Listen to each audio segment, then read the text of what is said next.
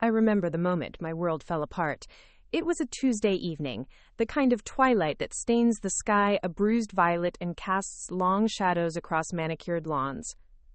I had just returned from a late client meeting, my heels clicking against the polished oak floor when my phone buzzed with a message that made the air vanish from my lungs. "I can't do this anymore." "I'm sorry." The words were as light as a whisper, but they struck me like a hammer against glass.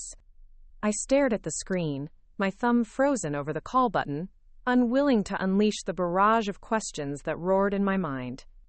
My fiancé, Alden Sinclair, had called off our engagement.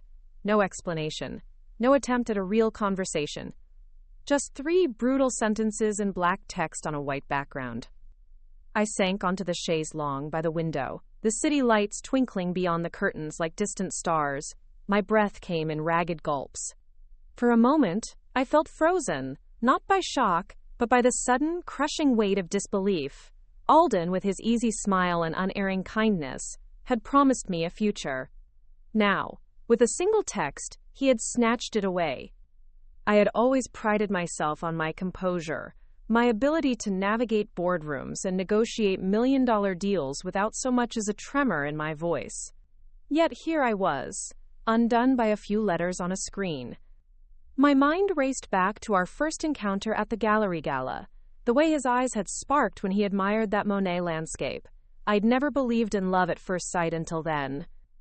But tonight, love felt like a cruel illusion. I didn't sleep.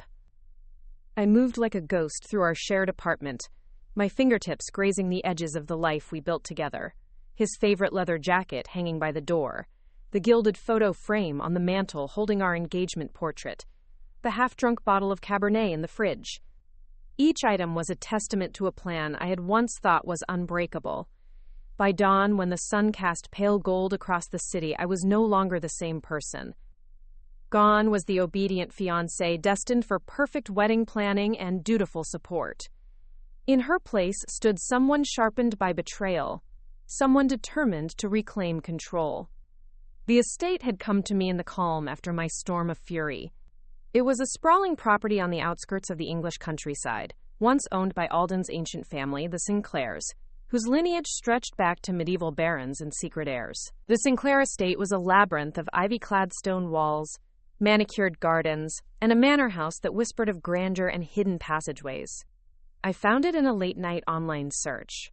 The Sinclair Family Trust, in turmoil after Alden's abrupt departure, had placed the estate on the market. The listing was discreet, private sale by invitation only, but I had no trouble obtaining the details. Every photograph felt like a dare. The grand oak front door framed by ornate carvings, the library lined with leather-bound tomes, the veranda overlooking a silver lake. I felt the first flicker of triumph as I read the sale terms. Open to private bidders, no reserve price. I could make them an offer they couldn't refuse. By the afternoon, I was on a flight to London, my heart still thrumming from a cocktail of grief and adrenaline. I arrived at Heathrow too early for my connecting train and spent hours in a cafe, drafting the purchase agreement on my laptop. Each clause was laced with precision and quiet menace. My legal team would ensure the trust had no choice but to accept. That evening, as I stepped off the train at the tiny station nearest the estate, a hush settled over the rolling fields. The air smelled of damp earth and distant blooms. My briefcase felt heavy in my hand, laden with the final contract and a cashier's check that would secure my victory. I stood at the wrought iron gates, hands gripping the bars, and felt a surge of power that tasted sweeter than any revenge I had plotted in boardrooms. Beyond the gates, the manor's windows glowed under lantern light, each pane reflecting my silhouette, tall, resolute, unbowed. I pressed the intercom. A crackle, then a voice. "Madam, how may I assist you?" I swallowed the knot of nerves and said, "I'm here to finalize the purchase of the Sinclair estate." Silence, then, "Very well, madam. Please wait a moment." The gate creaked open, and I stepped into the courtyard, the gravel crunching under my heels. The scent of jasmine drifted through the air, mingling with the cool breeze. I moved toward the front entrance, each step echoing in the cavernous space, until I reached the heavy oak door, engraved with the Sinclair family crest. I lifted the brass knocker and let it fall, The clang resonated like a gong, summoning my destiny. Footsteps approached, and I realized, as the door swung inward, that this was only the beginning. Before we jump back in, tell us where you're from. If this story moves you, please subscribe. Tomorrow, I have a special story for you. This was only the beginning. The door groaned as it swung inward, its ancient hinges protesting my intrusion. Beyond it lay a hallway cloaked in shadows and lit by flickering wall sconces that cast wavering patterns across the stone floor. A hush greeted me, as if the manor itself had paused to take a breath. I crossed the threshold, my pulse thrumming against the cartilage of my neck. An imposing figure emerged from the gloom, a tall butler in a charcoal tailcoat, his linen gloves pristine against the dim light. His silver hair was cropped close, and his posture conveyed decades of silent service. He inclined his head with measured grace. "Miss Hawthorne," he intoned, his voice low and courteous. "Welcome to Sinclair Manor." My heart clenched at the sound of my name, spoken within these venerable walls. I swallowed. "Thank you," I replied, offering the folded contract. My fingers trembled slightly. An unfamiliar sensation, like a battle scar I had only just earned. He accepted the papers without a word, ushering me deeper inside along a corridor lined with ancestral portraits. Each visage bore the stern features of Sinclair ancestors, grim barons in buff coats, ladies with silk dresses and cold gazes, knights in battered armor. Their eyes seemed alive, appraising me, an interloper who had seized their birthright. I forced myself to meet each painting's gaze, reminding myself that blood meant nothing here, only power, possession, and the will to claim one's destiny. We entered a grand receiving room, its ceiling vaulted and frescoed with pastoral scenes. A marble fireplace dominated one wall, and a crystal chandelier hung from the center, shedding prismatic light across plush velvet sofas. The air smelled of lavender and old stone. "Please have a seat," the butler said, indicating a chaise at the room's heart. I perched at its edge, the leather cool against my dress. My heels clicked on the marble when I crossed my legs, the sound loud in the silence. He spread the contract on a round table and ran a white-gloved hand over each signature and seal. "All appears in order," he said. "The Sinclair Trust will transfer the estate to your name at dawn. You may take possession immediately." Relief and triumph mingled within me like champagne on cold porcelain. I pressed a hand to my chest as though bracing for an aftershock. This was it, the moment when I stepped from the ruins of my broken engagement into the realm of reclaimed power. But beneath my satisfaction, a lingering ache pulsed. Alden's absence echoed through these halls, a phantom presence that haunted every gilded corner. I stood, smoothing my skirt. "Thank you. Will staff continue as usual under my direction?" The butler nodded. "Of course. A new master extends his authority upon arrival." "Shall I escort you to your private quarters, Miss Hawthorne?" I exhaled, the weight of responsibility settling on my shoulders. "Yes, please." He led me down a spiral staircase of black wrought iron, each step echoing in the empty space. We emerged into a wing of the manor devoted to personal chambers. The door to what had once been Alden's family suite loomed ahead, carved oak adorned with the Sinclair crest. With a nod from the butler, I turned the brass knob and entered. The room was vast, its four-poster bed draped in emerald velvet, a fireplace crackling softly. A chaise overlooked a bay window that framed the lake beyond.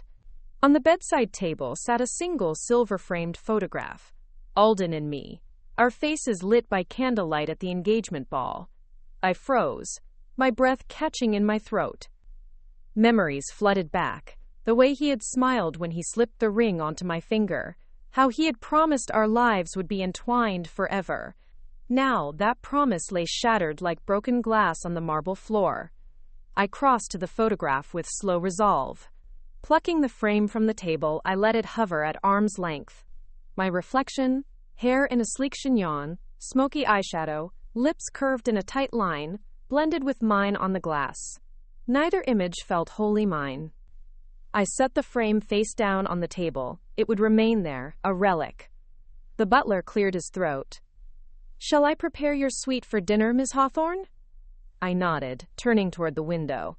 The lake stretched out under the moonlight, silver and still. My reflection in the glass seemed distant, a stranger. "Yes, thank you." He withdrew, leaving me alone with the silence. I sank onto the chaise, legs curled beneath me. My briefcase sat at my feet, unopened. Inside lay blueprints, plans for renovations, proposals to restore the estate's gardens, drafts for the gala ball I intended to host. This manor would become my canvas, my kingdom, my statement to Alden and the world. Outside, an owl hooted, and the wind whispered through the trees. Within me, a fire sparked. I opened the case, retrieving a leather-bound journal. The pages were blank, waiting. I placed it on my lap and pressed the pen to paper. Tonight I would chart my conquest. By dawn, this estate would bear my name. By summer, the Sinclair legacy would be reborn under Hawthorne rule. My pen moved in confident strokes, mapping gardens, ballrooms, guest lists. Each word was a brick in the fortress I would build. A sudden knock startled me. I looked up. The butler stood at the door, his gloved hand poised in greeting. He held a silver tray with a crystal decanter and 2 glasses. "For you, Miss Hawthorne," he said, "a nightcap to mark the beginning of your tenure." He poured amber liquid into both glasses. I hesitated, then accepted one. The spirit smelled of oak and fire. We clinked glasses, a toast to my victory. "Shall I retire for the evening, Miss Hawthorne?" he asked. "No," I said, voice steady. "Stay." He bowed and seated himself opposite me on a small settee. The two of us sat in silence, the candlelight dancing on our glasses. I studied him, his professionalism, his unwavering calm. He knew every secret passage, every hidden drawer. If I was to make this estate my own, I would need his knowledge. "Explain to me," I said, "the layout of the hidden chambers." His eyebrows arched, but he complied. He pointed to the polished wooden floor, tracing pathways with his gloved finger. Chamber 1, beneath the library, accessible through a sliding shelf. Chamber 2, behind the portrait of Lady Aveline Sinclair, concealed by an iron latch. Chamber 3, a crypt beneath the east wing, locked for centuries. My eyes gleamed. Each chamber was a potential treasury, a vault of Sinclair secrets, and perhaps the key to securing my hold on this legacy. I leaned forward. "Prepare the grounds for a private tour at first light. I want to inspect each chamber myself." He inclined his head. "As you wish." The final drop of spirit slid down my throat, warm and potent. I set the glass aside, my mind already racing through corridors and secret doors. The first step in reclaiming my life was complete. I owned this place. But ownership was only the beginning. I closed my journal and stood, moving toward the door. "Good night, Miss Hawthorne," the butler said. "Good night," I replied. I passed into the corridor, footsteps echoing in the cavernous hall. The manor was vast, its heart beating in hidden chambers and locked vaults. I would discover every secret this place held, and then I would decide who truly deserved its power. At the crest of the main staircase, I paused. Moonlight streamed through the stained glass window, illuminating dust motes like suspended stars. I inhaled. This was my dominion now. Every echo, every shadow, every legacy-stained tapestry belonged to me. And I intended to claim them all. Only the beginning. Dawn arrived in hesitant whispers of silver and rose, drifting across the manor's vast grounds like a timid guest. I stood on the stone balcony of my suite, the chill morning air crisp against my skin, and watched the first light skirt the edges of the lake. The butler's words from the night before echoed in my mind. Hidden chambers, secret passageways, untold wealth. Each promised a deeper claim on the Sinclair legacy. I retreated inside and crossed the corridor to the map room, a chamber lined with centuries-old blueprints and parchments. The walls were covered in faded diagrams, intricate floor plans of the manor, scribbled notes in Latin and archaic script, symbols marking trapdoors and cryptic safehouses. I pulled the heavy drape aside and flipped on the sconces, revealing a walnut table at the room's center. On it lay an unfolded map, the butler's neat annotations highlighting 3 marked points below the library, near the East Wing crypt, and behind the portrait of Lady Aveline. The first chamber beckoned like a dark promise, beneath the library. I descended a hidden staircase revealed by sliding a bookcase at my command. The mechanism hummed softly as centuries-old gears clicked into place.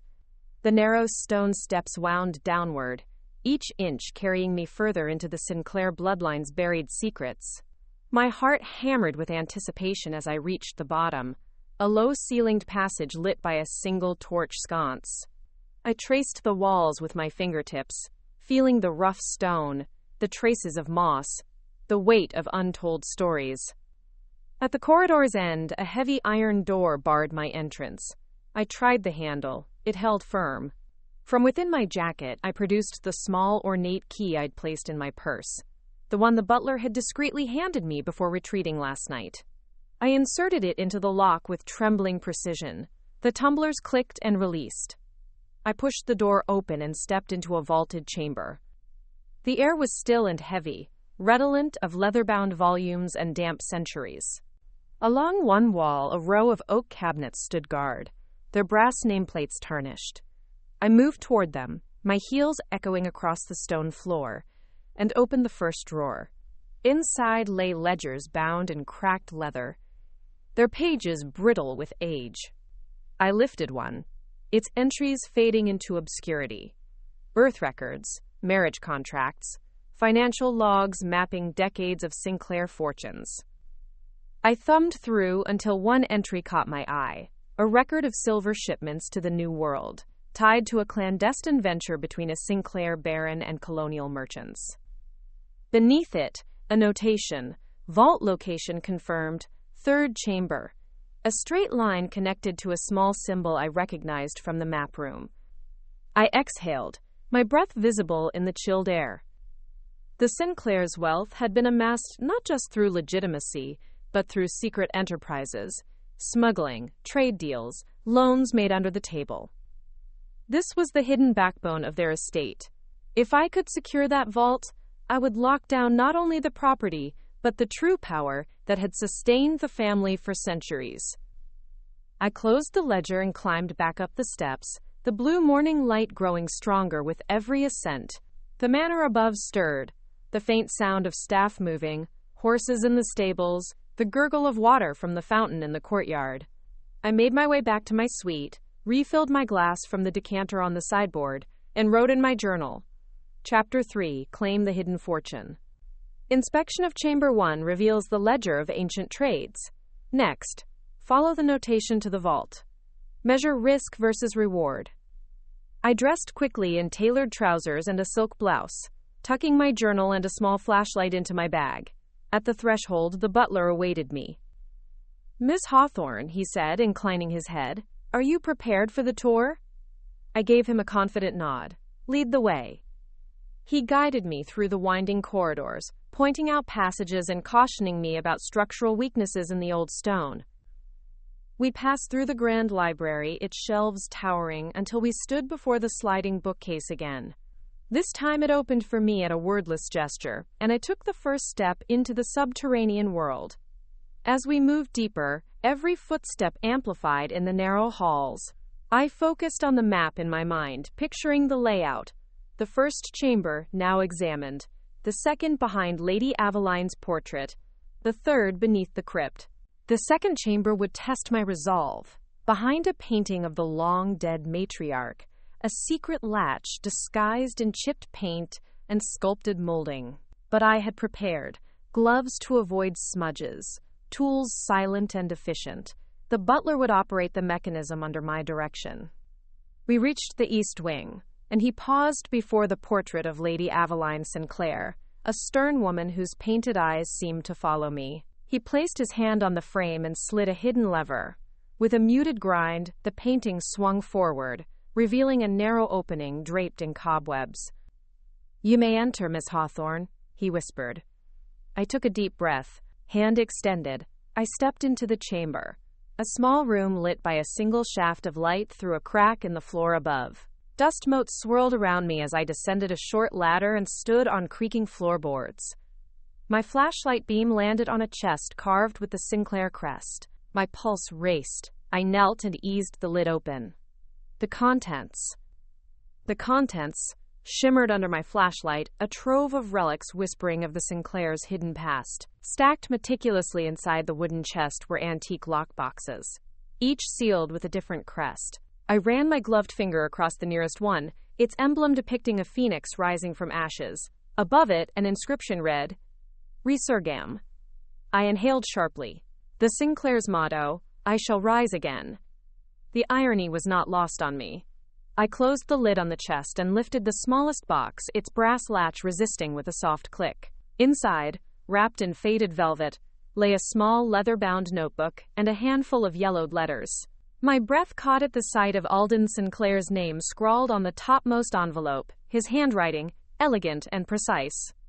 Hands trembling, I unfolded the letter. The script inside detailed clandestine meetings between Alden's great-uncle and aristocrats in Paris, hinting at a secret betrayal that led to the Sinclair fortune's near ruin once before. The correspondence suggested that the family had survived thanks to a pact forged in blood and secrecy, one that bound them to unsavory alliances. A surge of triumph coursed through me. The Sinclairs might have built their empire on whispered deals and forgotten debts, but now I held the proof. If I played my cards right, these documents would make me unassailable. Not just the owner of the estate, but the keeper of its most potent leverage. I closed the box and pocketed the letters.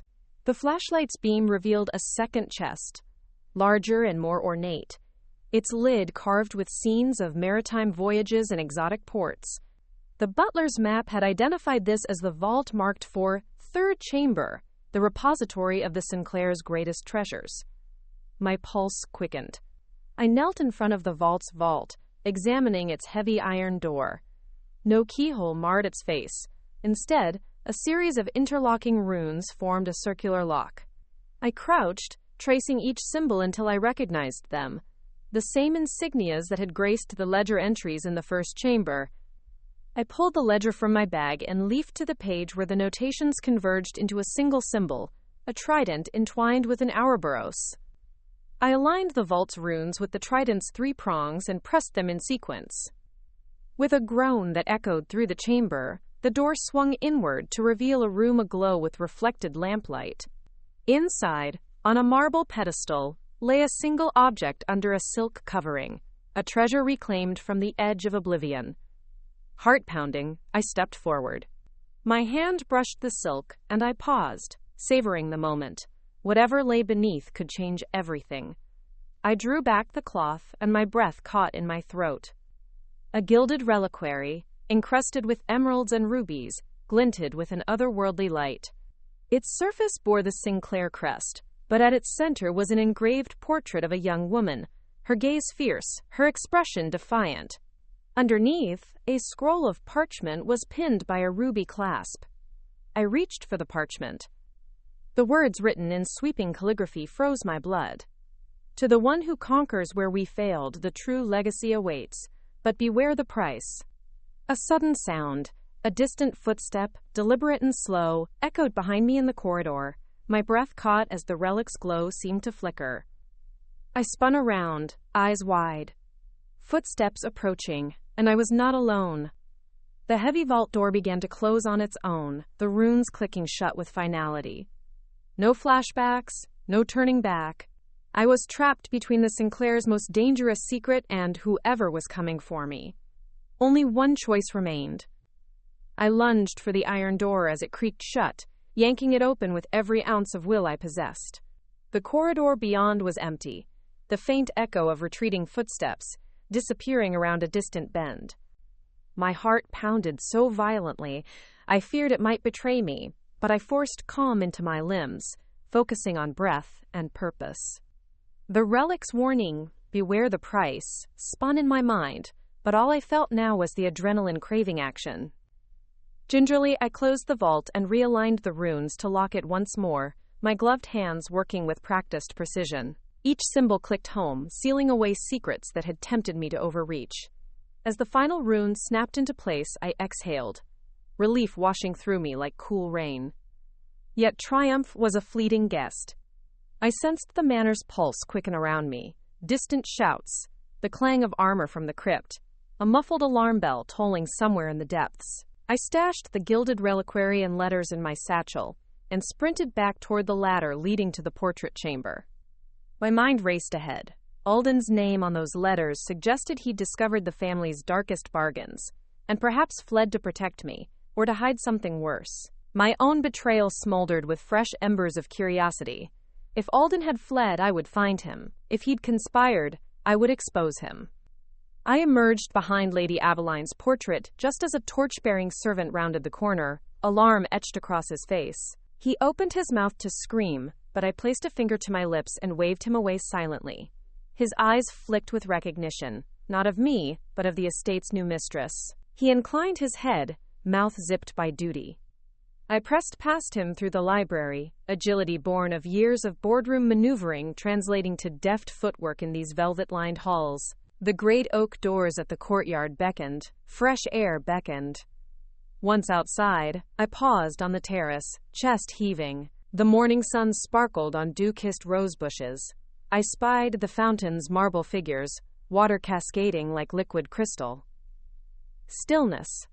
Promise. I reached for my phone and dialed my personal assistant back in London. This is Lavinia. Cancel all meetings today. Prepare a press release. Hawthorne Holdings has acquired Sinclair Manor. Emphasize completion by dawn and a new era of restoration. No mention of unusual circumstances. Silence on the line, then compliance. My voice felt steady, decisive. I tucked my phone away and surveyed the estate. The servants had begun gathering in the courtyard. Housekeeper, groundskeeper, cook, waiting for their orders. I raised my voice just enough to carry across the stones. Ladies and gentlemen, I called. Today marks a new chapter for Sinclair Manor. Under my stewardship, we will restore her to glory. I will need every hand, every skill. There will be challenges. Old stones conceal hidden dangers, but together, we will transform this place into a testament to legacy and rebirth. Heads nodded. Their loyalty was nascent but real. After all, survival depended on strong leadership. I allowed a small, victorious smile. Then I turned, eyes catching the silhouette of the crypt entrance at the far end of the courtyard. The same crypt that held the deepest Sinclair secrets and the source of that distant clang of armor. I moved toward it, resolve coiling in my chest like a steel spring. Halfway there, I stopped and pulled from my satchel the sealed letters bearing Alden's hand. I stared at his script, memory and suspicion battling within me. This story took us a long time. If you like it, subscribe. Now, back to the story. I refolded the letter and tucked it safely into my jacket. Then, silhouette against morning light, I stepped into the crypt's shadow. What awaited me were more than ancient coffins and dust-choked corridors. The past, and Alden's own secrets, lurched toward me demanding reckoning, and I would not shy away. My heels clicked on stone as I descended into darkness once more, every step echoing with the promise of revelation and revenge. Only then, in the heart of the crypt, would I discover why the Sinclairs had sacrificed everything, and whether Alden Sinclair had betrayed me for the same reasons. Reasons. The crypt swallowed me in a chill that seeped through my clothes and settled into my bones.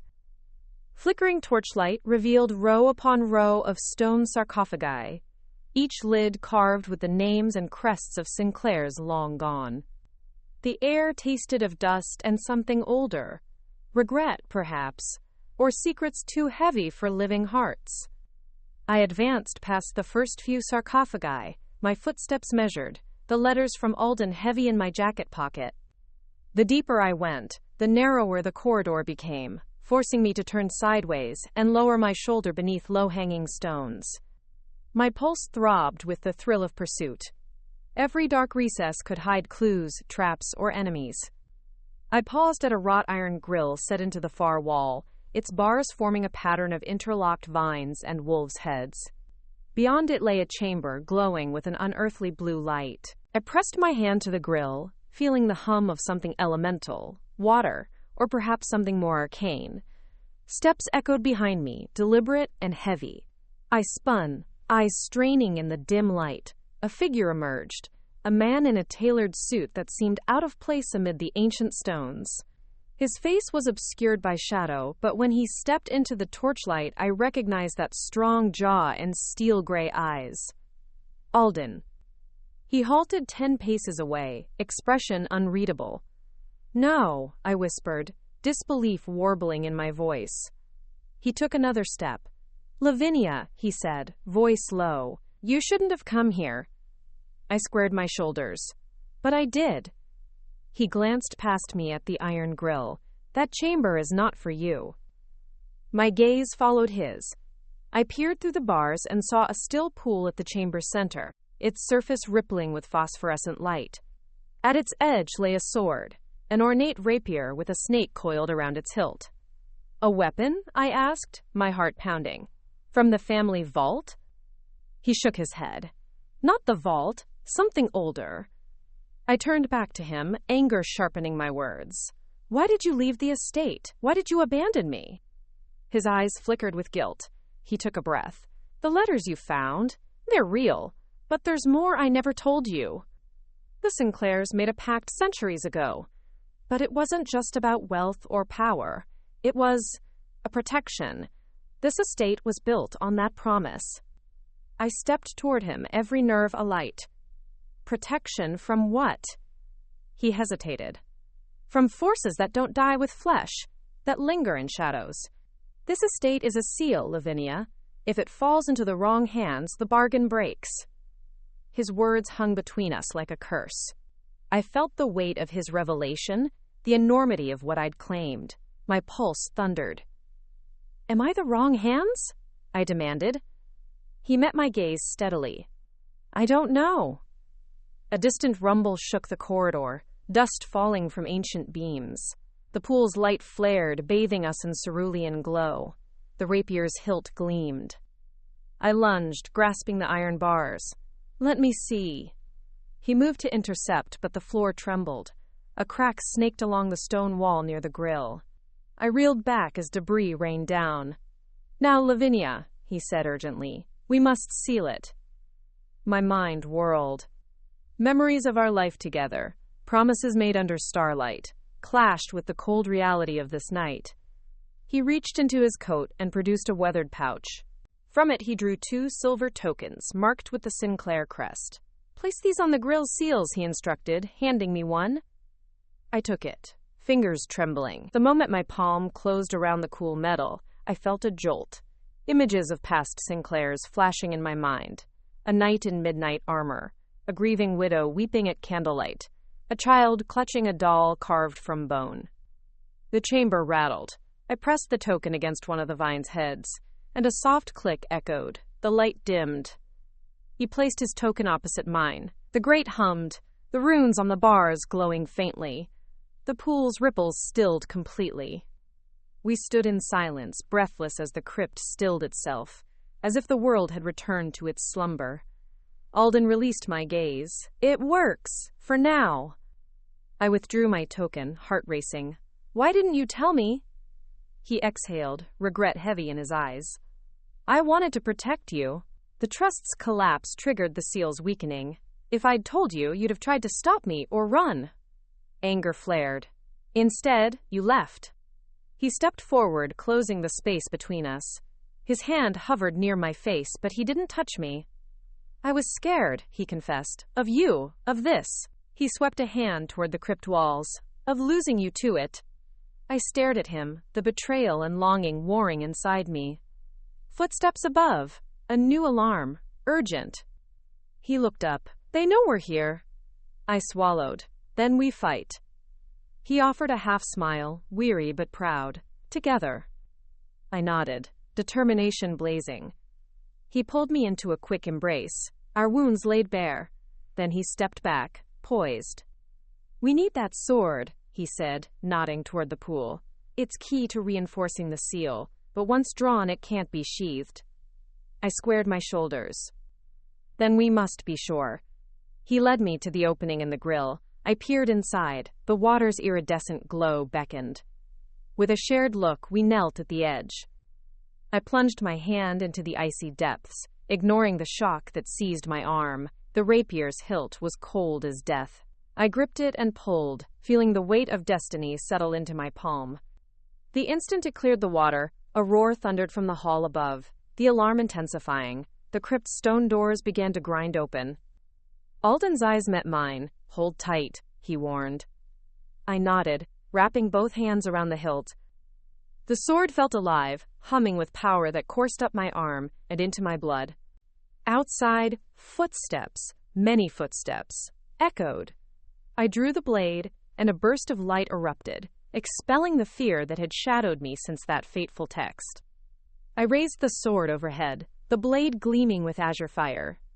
And I knew, in that moment, that no matter the price, I would pay it.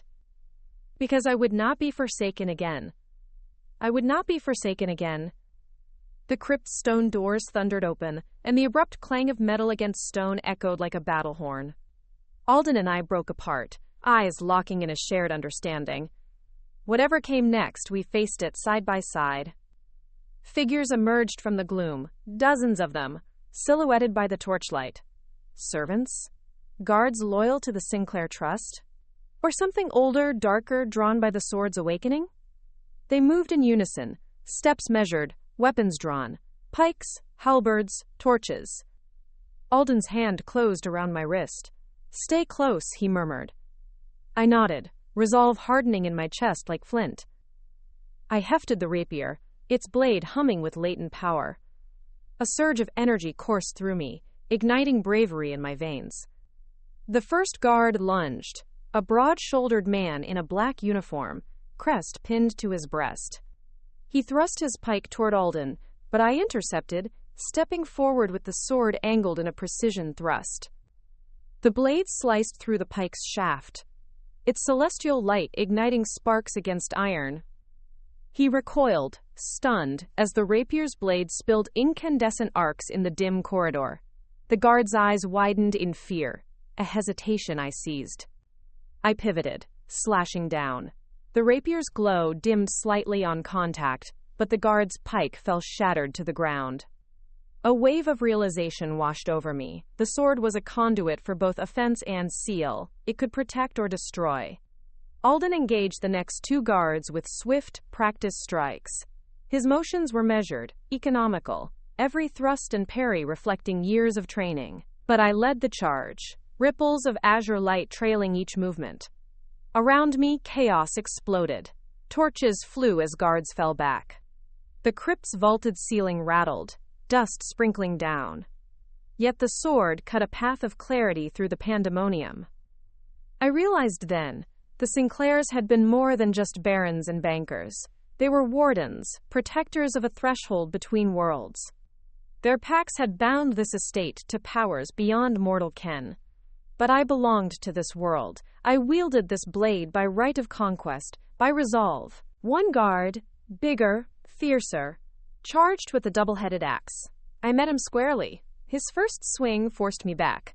I twisted, letting the blade's magic guide my movement. Water from the submerged pool in the chamber behind me hissed as the sword's light touched it. Steam curled around my legs. I slashed at his wrist. The axe clattered to the floor. Sweat and adrenaline stung my eyes. I pressed the attack, blade keening, until the guard collapsed, unresponsive. Around us, Alden and I fought as a single entity. He covered my flank. I cleared the path. The last of the pikes snapped under our combined onslaught. When silence fell, we stood among twisted steel and splintered wood, breaths ragged. Torches guttered in the sconces, dimming to embers. I lowered the rapier, its glow fading as the last threat fell. The blade felt heavy in my hand, burdened with choice. Alden sheathed his sword and approached. His gaze was grave.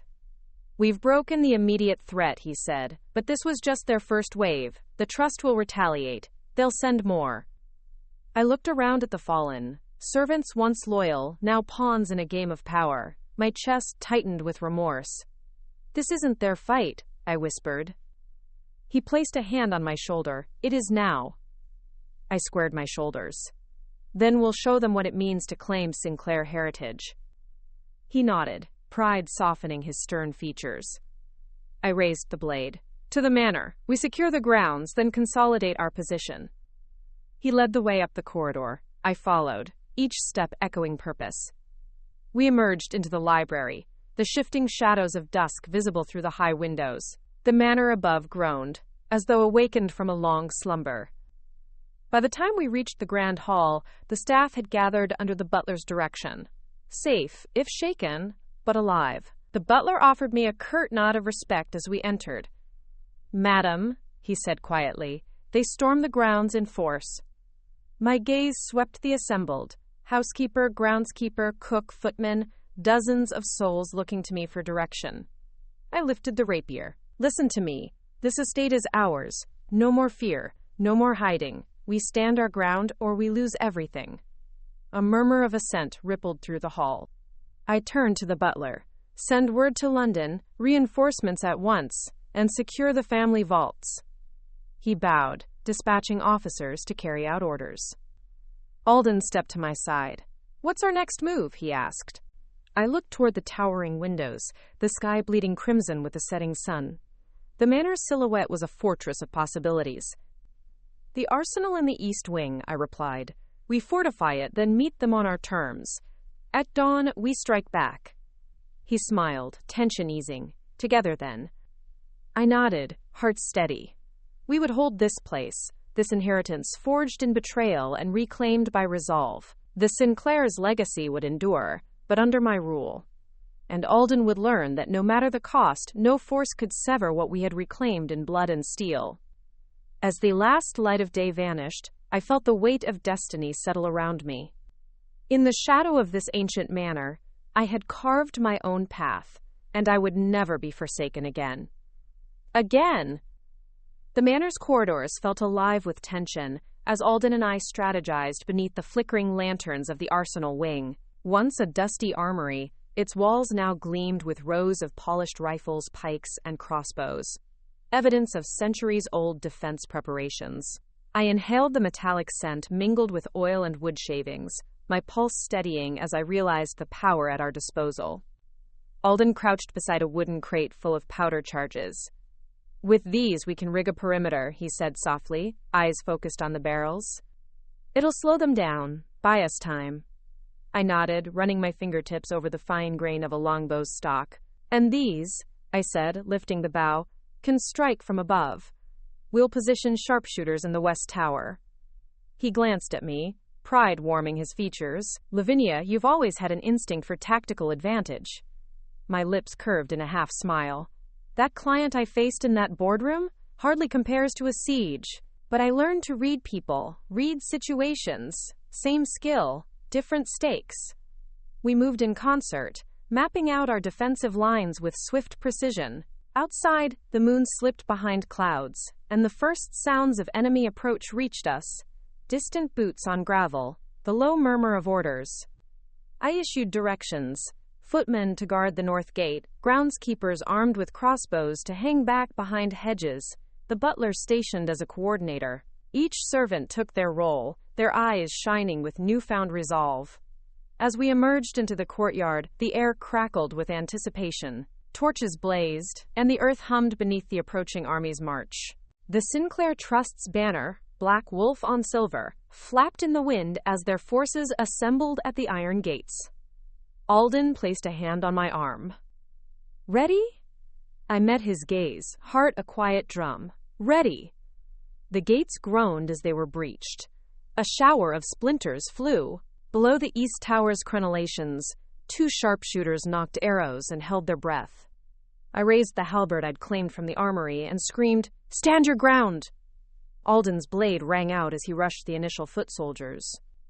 I followed, halberd arcing in luminous sweeps of strategy and force. Chaos erupted, steel met steel, barked orders cut through the air, and echoes of battle thundered beneath the barred windows. Amid the fray, I spotted the Trust's commander, a tall, broad man in ornate armor, logging directives to lieutenants. A trophy I recognized, the very badge the butler wore earlier. The servant I'd dismissed at the crypt had been a spy. I turned to Alden. "The commander. He wears the double wolf crest. He's in charge." He nodded, eyes narrowed. "He must die." No, I said firmly, heart pounding. He must see what happens when you betray us. I sprinted toward the commander, through the melee, Alden close behind. Guards moved to intercept, but I feinted, using the halberd's reach to force them aside. Each strike was a statement. I would not yield this estate. I reached the commander and shoved my halberd forward. He laughed, a bark of scorn, and swiped his sword in response. Our weapons clashed, halberd against blade, sparks dancing. He sneered, voice cold. An upstart woman playing at war? My eyes flashed. An owner. I twisted, forcing him backward. He stumbled over a broken crate, and I planted my foot, yanking the halberd's shaft to unbalance him. The sword clattered from his grip. A gasp rippled through his troops as he fell to his knees, arms splayed. I pressed the halberd's spike to his throat. He met my gaze, fear flickering in his eyes. I leaned close. Under my rule, betrayal carries consequences. A shot cracked from the tower, a shriek of bowstring, and the commander's helm split open. An arrow, tipped with a drop of glowing moss from the crypt pool, imbued with seal energy, embedded beside his ear. He sagged, eyes rolling. Silence swept the courtyard as his men froze. The butler emerged, staff in hand. He yields, madam. I raised my arm. Lower your weapons, I commanded. Torches bobbed as the Sinclair Trust's forces obeyed. The courtyard stilled, the dead and wounded strewn like markers of the cost of treachery. I looked around at my people, the survivors of this siege, and felt the weight of responsibility settle deeper. Gather our strength, I said, voice firm. Tonight we rebuild defenses. Tomorrow negotiations begin, and they will serve under Hawthorne law. A murmur of agreement rose. Alden joined me, placing a hand on my back. You did it. I exhaled, muscles trembling from the fight. We did it. He looked to the commander's fallen body. Show no mercy. I shook my head. Mercy shows strength. Let him live, to know he answers to me. He bowed his head, understanding. I turned to the assembled. Madam's orders, I announced. Secure the wounded and honor the fallen. Then prepare for a new dawn.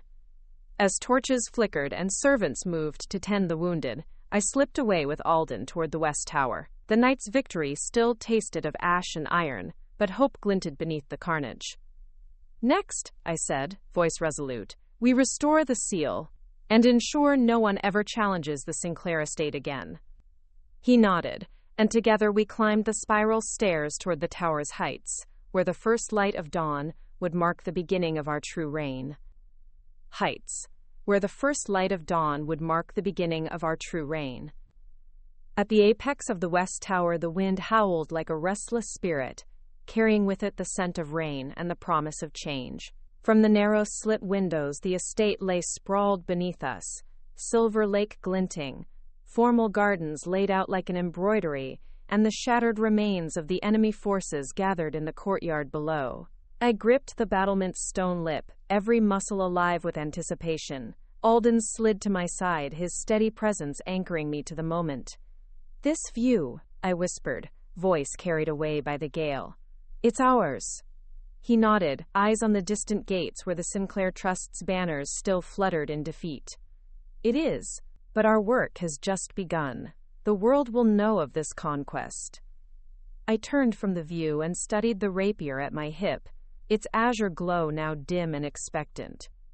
The sword thrummed in quiet agreement, as though eager for its next purpose. I moved to the small alcove in the tower wall, a hidden niche where generations of Sinclairs had stashed missives, tools, and tokens of power. Beneath a loose brick, I revealed a narrow shaft leading downward. This passage, I said, tracing the worn stone threshold. I saw it in the blueprints, a hidden entrance to the basement archives. Alden's brow rose. The archives may hold the key to legitimizing your claim in the public eye and to understanding the full scope of the Sinclair legacy. I exhaled, adrenaline still coursing. Then that's our next stop. With a final glance at the sunrise painting the sky in gold and rose, we descended into the tower's hidden heart. The spiral staircase was tight, claustrophobic, but our resolve made each step measured and purposeful.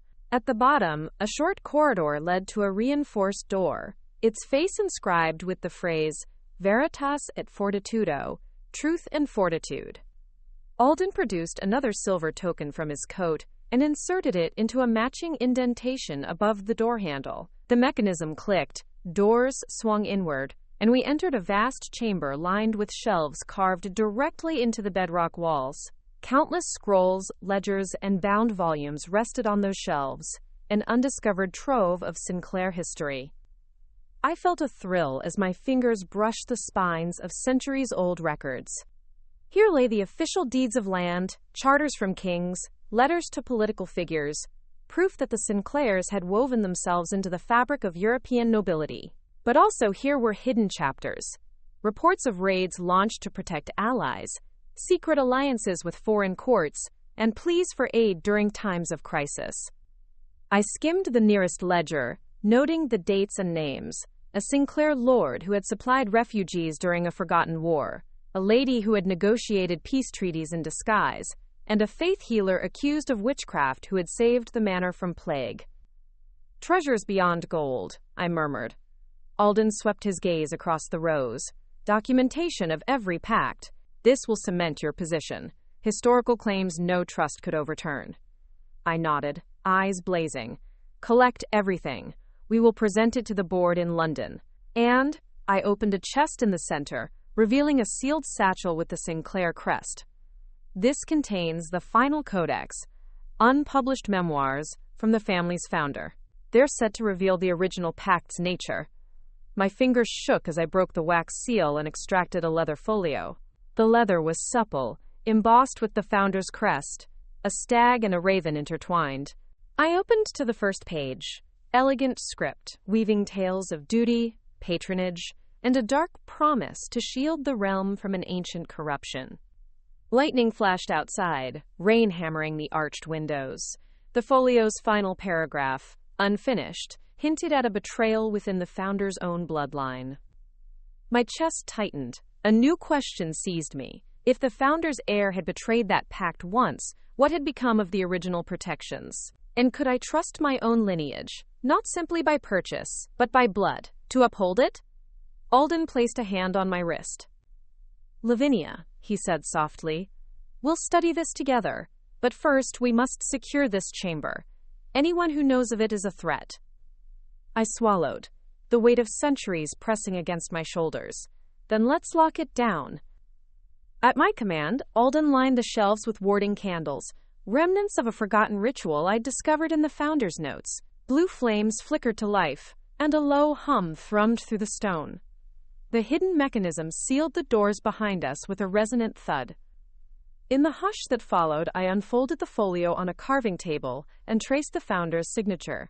The penmanship was uncanny, each flourish a testament to a promise etched in blood. And beneath those strokes lay an unfinished sentence. Only the true inheritor who sues for justice in the face of despair may claim the final seal, but beware, the price of truth. A thunderclap shook the chamber, extinguishing all but one candle. Shadows danced across the shelves, and I realized with a jolt that the unfinished sentence was a challenge and a threat. I looked at Alden. We have to finish it. His eyes met mine, determination unwavering. Then we'll write our own ending. A distant echo ran through the archives. Footsteps, careful and deliberate. Someone else knew of this place. I rose, rapier at my side. Prepare yourself, Alden. Our reckoning has only just begun. And as the storm raged outside, I understood that the Sinclair legacy, and my own, would not be defined by inheritance alone, but by the choices we made to guard its truth. A man cliffhanger, asterisk, asterisk, somewhere beyond these vaulted walls, a new adversary was closing in, hungry to claim the unfinished pact for their own. Clutching the unfinished founder's folio in one hand and the rapier in the other, I edged deeper into the archive's shadowy aisles. Alden moved beside me, his own sword drawn, eyes scanning the stone shelves for any threat. The warding candles flickered, casting wavering light that danced across dusty tomes and precious artifacts. Somewhere in the labyrinth of knowledge, an adversary lurked. Someone who knew too much. someone determined to wrest the estate's power for themselves. A distant click echoed through the chamber, followed by the hiss of paper sliding across stone. I froze, heart pounding against my ribs. Alden glided into position behind me, every nerve taut with anticipation. "Costume or thief?" I whispered. "Both, perhaps," he answered, voice low. A shadow peeled away from the shelves, a figure clad in midnight blue, a hood obscuring their face. They held a slender metal rod tipped with a glowing crystal, its light pulsing as though in time with a heartbeat. My breath caught. That's a seal disruptor. He, or she, stepped forward. "Nice of you to break the seal, Miss Hawthorne." The voice was smooth, cultured, familiar. I raised the rapier, its blade singing in response. "Who are you?" The figure's mouth curved into a faint smile. "A friend of the Sinclairs," they said, voice dripping irony, "and a rival to the Hawthorns." I clenched my jaw. "Rope for that irony?" They laughed softly, stepping back. "You're clever, but not clever enough."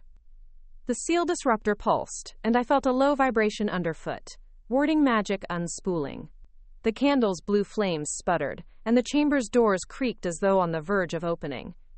Alden lunged, blade flashing. The stranger deflected with the disruptor's crystal, which glowed bright enough to blind. Sparks flew as steel met force field. I darted forward, rapier tip aimed at the disruptor. "Stop them!" His block opened the figure's side and they hissed, spinning away. "I'll enjoy watching you bleed power, Lady Hawthorne." They slammed the disruptor into the archive floor, shattering runes and cracking stone. Magic arced outward, an invisible wave I felt in my bones. The folio slipped in my grip, pages rustling. Desperate, I lunged, catching the figure's arm and wrenching the rod away. It clattered to the floor, crystal dimming. Alden pinned the stranger's shoulder with his sword. "Yield." The figure laughed again, low and cruel. "You think this changes anything? The trust will rise, and the estate will fall to those who understand its true power." I pressed the rapier's tip to the stranger's neck. "You'll tell me what you want." Their lips twitched, an almost mocking smile. "I want what your fiancé abandoned. Destiny." My blood chilled.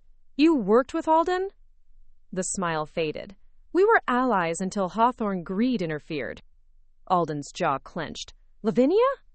"They offered me the truth in exchange for my loyalty," the stranger said, eyes glinting. "But I chose the Sinclair legacy over empty promises." "Then you betrayed Alden," I whispered. They nodded, eyes burning. "And you betrayed yourself by claiming this place.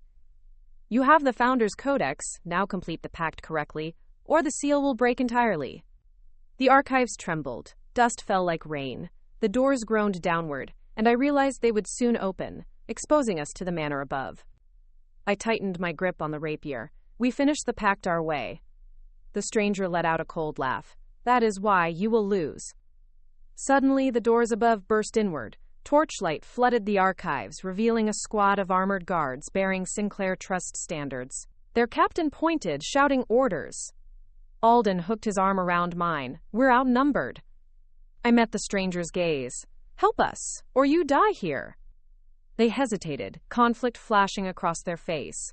Then, with a sudden motion, they lunged forward, seizing the codex from my hands. "Traitor!" I screamed, rushing them, but Alden intercepted, blade clashing with disruptor rod in a shower of sparks. I dove after the codex, pages spilling across the stone floor. The Founder's last words danced in my mind. But beware, the price of truth. I snatched a penknife from my jacket and rolled between the stranger's legs, slicing the disruptor's cord. The crystal flickered, then died. Seizing the moment, I grabbed the codex's cover and rose, rapier at the stranger's throat once more. Armor clanged as the guards poured in behind Alden. The stranger's hood fell back, and I saw the face of a Sinclair cousin. Beatrice Sinclair, last of her line, her eyes burned with betrayal. "Cousin?" I breathed. She spat. "Cousin?" she echoed. "You bought this place. I earned it by blood." I glanced at Alden. "She's family." His eyes were hard. "But she chose this path." I forced a calm into my voice. Beatrice, listen to me. The Founder's Pact is incomplete. If you wish to finish it, stand with me. Together, we secure the estate for the line of Sinclair, mine by right of inheritance and yours by blood. She glared, codex trembling in her hands. The guards watched, uncertain, as the rapier's point wavered between them. Then, with a sharp gasp, she closed her eyes. The codex's runes glowed, responding to her bloodline. The hall quaked. I sensed a vast power stirring beneath our feet. Finish it, I urged. Beatrice opened her eyes, tears shining. She nodded once, decisively. With trembling hands, she slid the codex into the Founder's folio and spoke the ancient vow. By blood and bond, by truth and fate, I seal this pact for those who guard Sinclair's gate. The runes across the walls flared to life, forging a luminous lattice linking archives, crypt, and manor. A gentle hum swelled, then subsided into silence. The guards lowered weapons. Beatrice collapsed, exhausted, and I caught her before she hit stone. Alden helped me steady her. She gazed up, vulnerability etched across her face. You did it, she whispered. I looked to the rapier, now glowing faintly with the final seal's light. We did it. She met my eyes, blood and bond. I nodded, together. Outside, the first rays of dawn pierced the manor windows. The seal had held. In that moment, I understood the true price of truth and the power of a family united. But as the guards formed ranks outside the archive doors, I realized the real battle was just beginning, protecting our pact from those who would shatter it for ambition's sake. And I would not let them. Only then did I allow myself to feel hope. The aftermath of the sealing ritual echoed through the manor like ripples in still water. Alden and I emerged from the archives into a hall transformed by dawn's pale light, dust motes drifting like ghosts freed by the candle's glow. The corridors bore the scars of last night's battle, broken pikes, discarded armor, scorch marks from the disruptor's crackling energy. Yet beneath the destruction lay the promise of renewal, walls waiting to be rebuilt, secrets waiting to be honored, and a lineage waiting to be guided by a new hand. I shut the archive's door behind us, the final latch clicking into place. My gaze lingered on the gleaming rapier at my hip, its blade still humming faintly with the Founder's magic. It felt like the pulse of the estate itself, a living testament to the Sinclair's ancient covenant, and now to my stewardship. We need to inform the board, Alden said, voice soft as he surveyed the hall. Our London contingency will expect full reports by noon. I nodded, but my thoughts drifted to another matter, the staff. We had fought and bled for this place, but they had endured the darkest hours. I would not send them back into obligation without recognition. Gather the household, I said. I'll speak to them in the Great Hall. He offered a small smile and set off to relay orders. I strode through the corridors, each step guiding me into the heart of the manor. Doors opened at my approach. Servants bowed respectfully as I passed, uncertainty and awe mixing in their eyes. The great hall awaited, a cavernous chamber with marble floors and vaulted ceilings, banners of both Sinclair and Hawthorne fluttering side by side. A long oak table, scarred by the chaos of last night, stretched beneath towering windows that framed the storm-sheened gardens outside. Candles still flickered in their sconces, lending a trembling warmth to the chill morning. I ascended the dais at the head of the table, heart steady.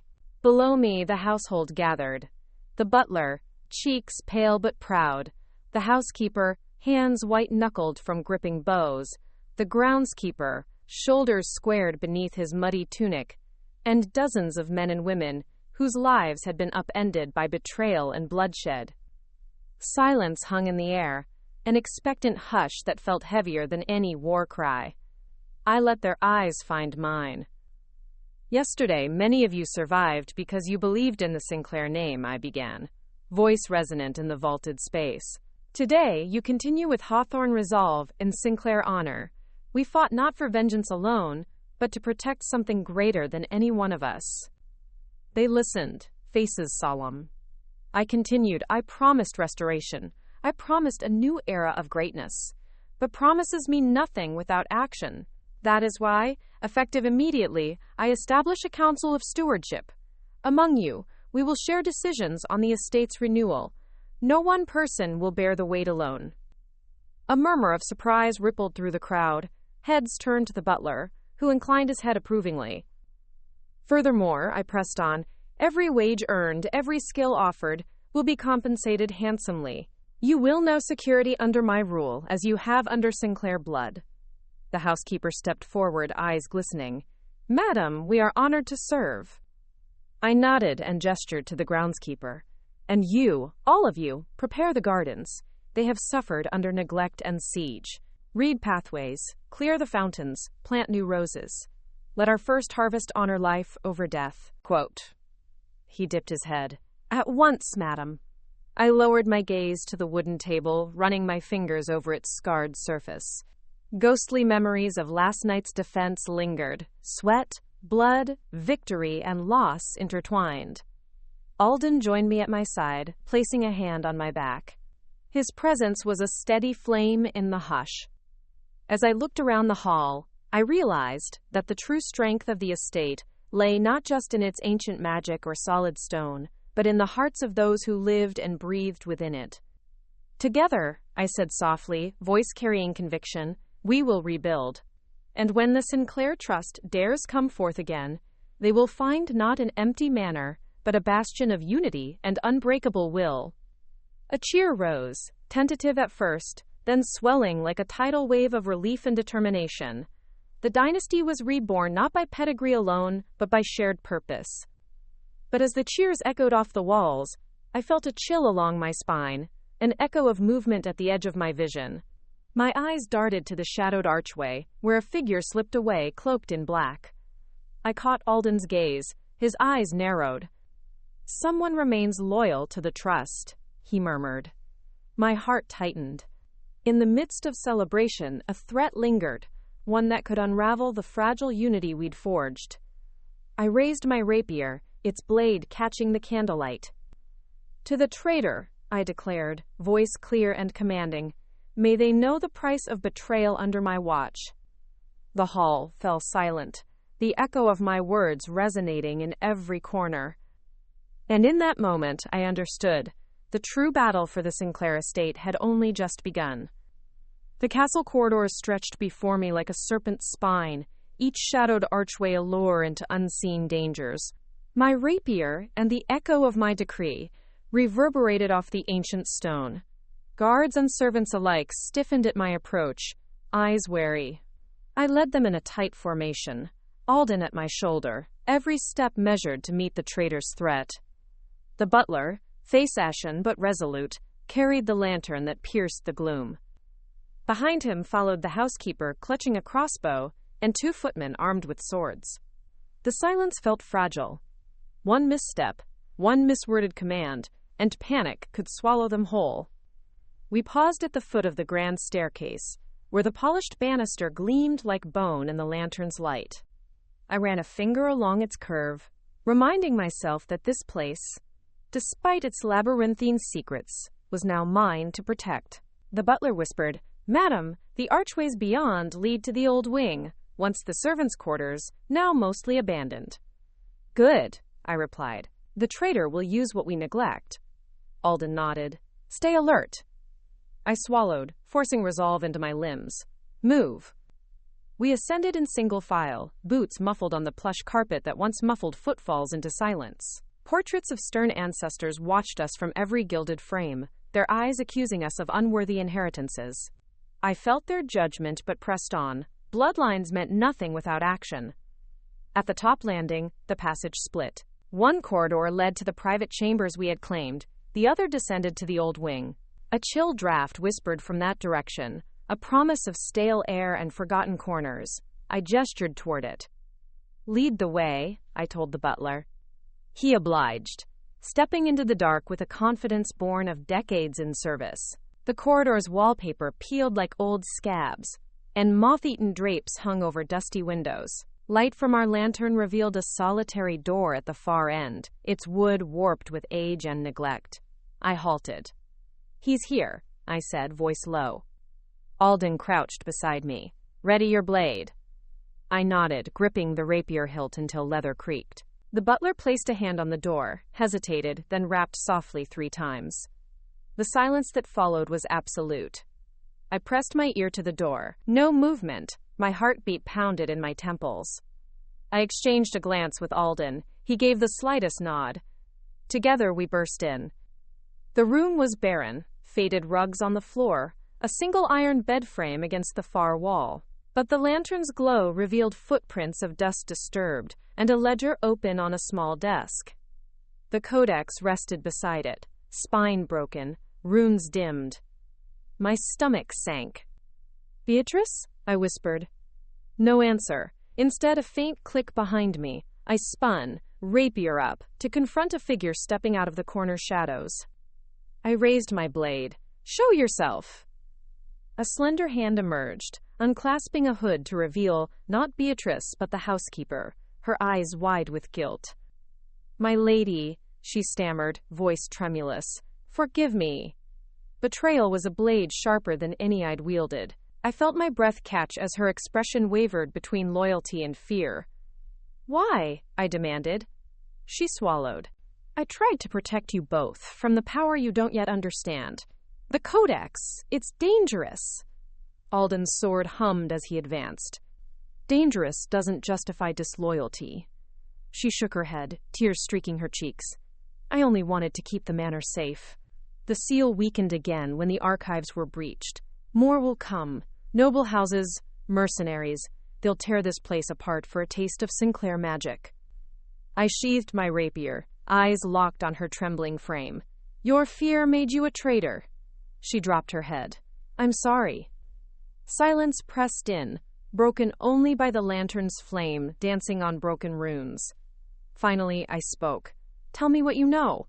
She lifted her gaze. "The Founder's vow isn't finished. Those words you and Beatrice spoke were only part of the ritual. There's a final component, an offering to seal the pact for another century." My pulse quickened. "What offering?" Her voice was a whisper. "A vow of loyalty and blood sacrifice. The estate demands a true heir's essence to bind the seal." Alden's eyes widened. "We have yours?" She shook her head. "Not enough. You purchased this estate. You lack the lineage strength. You must find Sinclair blood, or the seal will fail at dawn." My blood ran cold. I met Alden's gaze. He approached, concern softening his features. "Lavinia, there must be another way." I stared at the housekeeper. "Who can we trust?" She took a trembling step backward. "There's one, but she's the Founder's daughter, exiled centuries ago. Her line lost. Unless a living descendant remains hidden among us." I gasped. "Beatrice?" She nodded. "Only her blood can complete the final seal." The weight of choice pressed into my soul. I looked at Alden, his hand on my shoulder, a tether to sanity. We had come so far. To fail now would doom this place and everyone in it. My rapier gleamed in the lantern light. "Then we find her, and we finish this pact, once and for all." The housekeeper exhaled as the door behind us thundered open, and a voice echoed down the corridor. "Ready or not, we end this tonight." I drew the rapier, blade humming. "The true battle," I whispered to Alden, "begins now." And as the lantern's flame flickered, the shadows around us shifted, alive with the promise of destinies yet unwritten. And as the lantern's flame flickered, the shadows around us shifted, alive with the promise of destinies yet unwritten. The voice at the corridor's end belonged to the butler, his tone clipped and urgent. "Madam, they're coming! Dozens of them!" My pulse flared. I glanced at the housekeeper, pallid, sweat beading at her hairline, and then to Alden. We shared a silent understanding. The traitor's allies poured through the hall, and we had mere seconds to act. "Spread out," I ordered, voice firm. The servants around us froze momentarily, then moved like a well-drilled unit. 2 footmen slipped behind the housekeeper, shields raised. Alden and I flanked the walls, blades drawn. The corridor doors thundered open, and a squad of armored men spilled through, shields locked and blades gleaming. Leading them was the Sinclair Trust's war captain, the one I had spared in the courtyard. His eyes widened with fury as he locked onto me. "Madam Hawthorne," he snarled. You defy the rightful heirs of Sinclair. I tilted my chin up. I am the heir now. He spat. You bought a title. You're no Sinclair. At his command, his soldiers charged, ripping the tapestry from the walls. The housekeeper cried out as arrows hissed past, embedding in the plaster. Alden lunged forward. His blade sang, cutting a precise arc that forced two soldiers off balance. I darted between them, rapier slicing through open mail. The azure glow flared, illuminating the ancient runes carved into the hilt. Beside me, the housekeeper fired her crossbow with steady aim, each bolt finding its mark in the trust's banners. But for every foe we felled, two more advanced through the smoke and dust. I felt the weight of the codex heavy against my hip, its unfinished vow pulsing against my thigh. The seal demanded completion, and each moment we faltered risked unraveling everything. A pendant of moonlight drifted through a shattered window, our only reprieve. I spotted a side door marked in the dilapidated blueprints as the old servant's entrance. If we could reach it, we might flank the invaders and regain control of the central foyer. Back to back, I shouted to Alden. He nodded, pivoting so our blades cut in opposite directions. A flickering storm of steel. The soldiers recoiled, forming a shield wall that radiated authority. Their captain pressed forward, sword raised high. Surrender the codex, he roared. I spat. Over my dead body. He ceased his assault, then executed a sweeping motion. The soldiers raised their shields and advanced in perfect unison, the clamor of metal on stone deafening. I rolled beneath a shield, coming up behind it and ramming my rapier's hilt into the soldier's throat. He collapsed, gasping. His shields clattered aside as Alden's halberd rendered another pike useless. We fought side by side, sweat and determination mingling in every stroke. The corridor narrowed, and soon we were locked in a brutal choke point. My vision flickered, arrows rained down, embers of threat. Alden caught a bolt in his shoulder, his grunt echoing against the banner-strewn walls. No, I cried, stepping back to fend off a swinging mace. The azure light pulsed more fiercely, as if drawing strength from our desperation. A screech of metal on iron heralded the arrival of reinforcements. Our own guards, rallied by the butler's summons. They poured in from the rear, axes swinging, halberds guarding our flanks. The trust's soldiers faltered, their formation broken as they met another tide of steel. Their captain's eyes blazed, pride wounded, ambition fraying. He barked orders, but the tide had turned. I seized the moment and lunged for the codex strapped to the housekeeper's back. She handed it to me with shaking fingers. Its leather cover was warm, alive. I ran my fingers over the embossed stag and raven, feeling the pulse of legacy. The captain lunged at me, sword descending. I sidestepped, the rapier's blade slicing his sleeve. Before he could recover, Alden intervened, hooking the edge of his axe at the back of the captain's knee. He collapsed with a cry, the air rushing from his lungs. I pressed the rapier to his throat. Panting, he glared at me. You think you've won? I pressed harder. I know I have. Behind us, the corridor's torchlight steadied. Our guards lifted their weapons in salute. The housekeeper exhaled, her crossbow lowered. The captain's face contorted with rage, but his body trembled with defeat. I released him, stepping back. His men gathered him to his feet, wounded pride evident in their slumped shoulders. As they retreated, the captain spat at my boots. This isn't the end, Hawthorne. I knelt and picked up the codex, opening to the founder's final pages. The lantern's glow danced over the words, the incomplete vow staring back at me. Alden limped to my side and placed a hand on my shoulder. You saved us.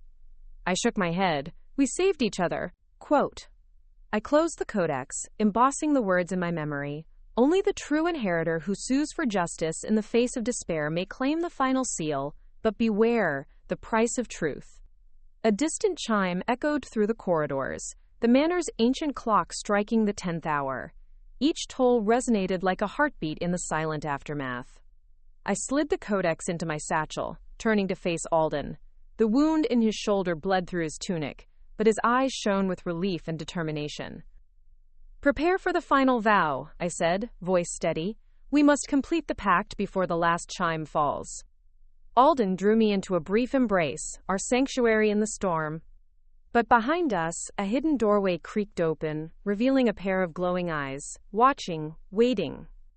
And as the 10th toll reverberated through the walls, I understood that even with victory in sight, we were not alone. The hidden doorway behind us creaked open wider, revealing a narrow spiral staircase carved into the living rock, an entrance I had not seen on any blueprint. Its steps were slick with centuries of damp, and a dim red glow pulsed from below. I exchanged a silent glance with Alden. Another secret level? He swallowed, eyes fierce. Every secret chamber we discover feels like a trap. I gripped the rapier, then we face it head on. We advanced slowly, the guards hesitating at the threshold until I nodded for them to follow. Each footstep echoed, a staccato drumbeat of courage and uncertainty. The red glow deepened as we descended, painting our faces in ominous hues. At the bottom, a cavernous chamber sprawled before us, its pillars hewn with ancient runes I had not recognized. The air was thick with the scent of blood and incense, and at the far end, atop an obsidian altar, lay a single chalice brimming with crimson liquid. My breath caught. Blood offering. Alden mirrored my realization. The final component. Behind me, the housekeeper gasped. She placed a hand on my arm. The founder's daughter, she demanded it. I stepped closer, hearing the faint drip of liquid echoing around the chamber. The chalice glowed with an inner light, and the carpet of dried herbs and petals beneath it was like a sacrificial crown. A low hum thrummed in my bones, as though the manor itself stirred. I looked at Alden. This is the price. The founder's vow incomplete without it. He gently took my hand. Do it. I approached the altar, heart hammering. The rapier at my side felt too light for what lay ahead. I drew the cold steel from its sheath and sliced lightly across my palm, letting a single drop of blood fall into the chalice. A pulse of energy rippled across the chamber. The pillar's runes flared and the humming crescendoed. I felt a tingle chase up my arm, a connection forged in pain and purpose. Then a sudden roar rattled the halls above, an alarm, deeper and more urgent than before. The 10th toll had awakened something dormant, something that now recognized my claim, but demanded one more test. I winced as the blood mixed with the liquid in the chalice, its surface roiling like living flame. The palms of my hands felt raw, but clarity sharpened within me. This ritual was not merely symbolic, but a contract written in flesh. Alden knelt beside me, his presence a steady anchor. Lavinia, he said softly, remember why we fight. I looked into his eyes. For this place. For us. For everyone we protected. A deep, resonant voice echoed through the caverns. No mortal throat could produce such a timbre. By blood and oath, the seal is offered. Do you accept the legacy's burden? I raised my voice, letting every ounce of strength carry through the echoing space. I accept. The chalice exploded in a crackle of light. The crystalline walls of the cavern vibrated, and the blood-soaked liquid vanished in a plume of crimson mist. My vision blurred, then cleared, as I realized a beam of searing white light had shot upward, piercing through the manor's foundations and into the sky. The ritual complete, the red glow faded to silver, and the runes on the pillars settled into a serene luminescence. The air felt lighter, the oppressive weight lifted. But no sooner had the light subsided than the ground trembled violently, an aftershock that threw me off balance. Older, deeper magic had awoken, and it stirred with unpredictable force. The hidden staircase behind us began to collapse inward, sealing off the path we came. Dust billowed, choking the guards as they stumbled to the exit. Alden dragged me to my feet. We must leave now. I nodded, lowering the rapier. Back to the manor, before it crumbles.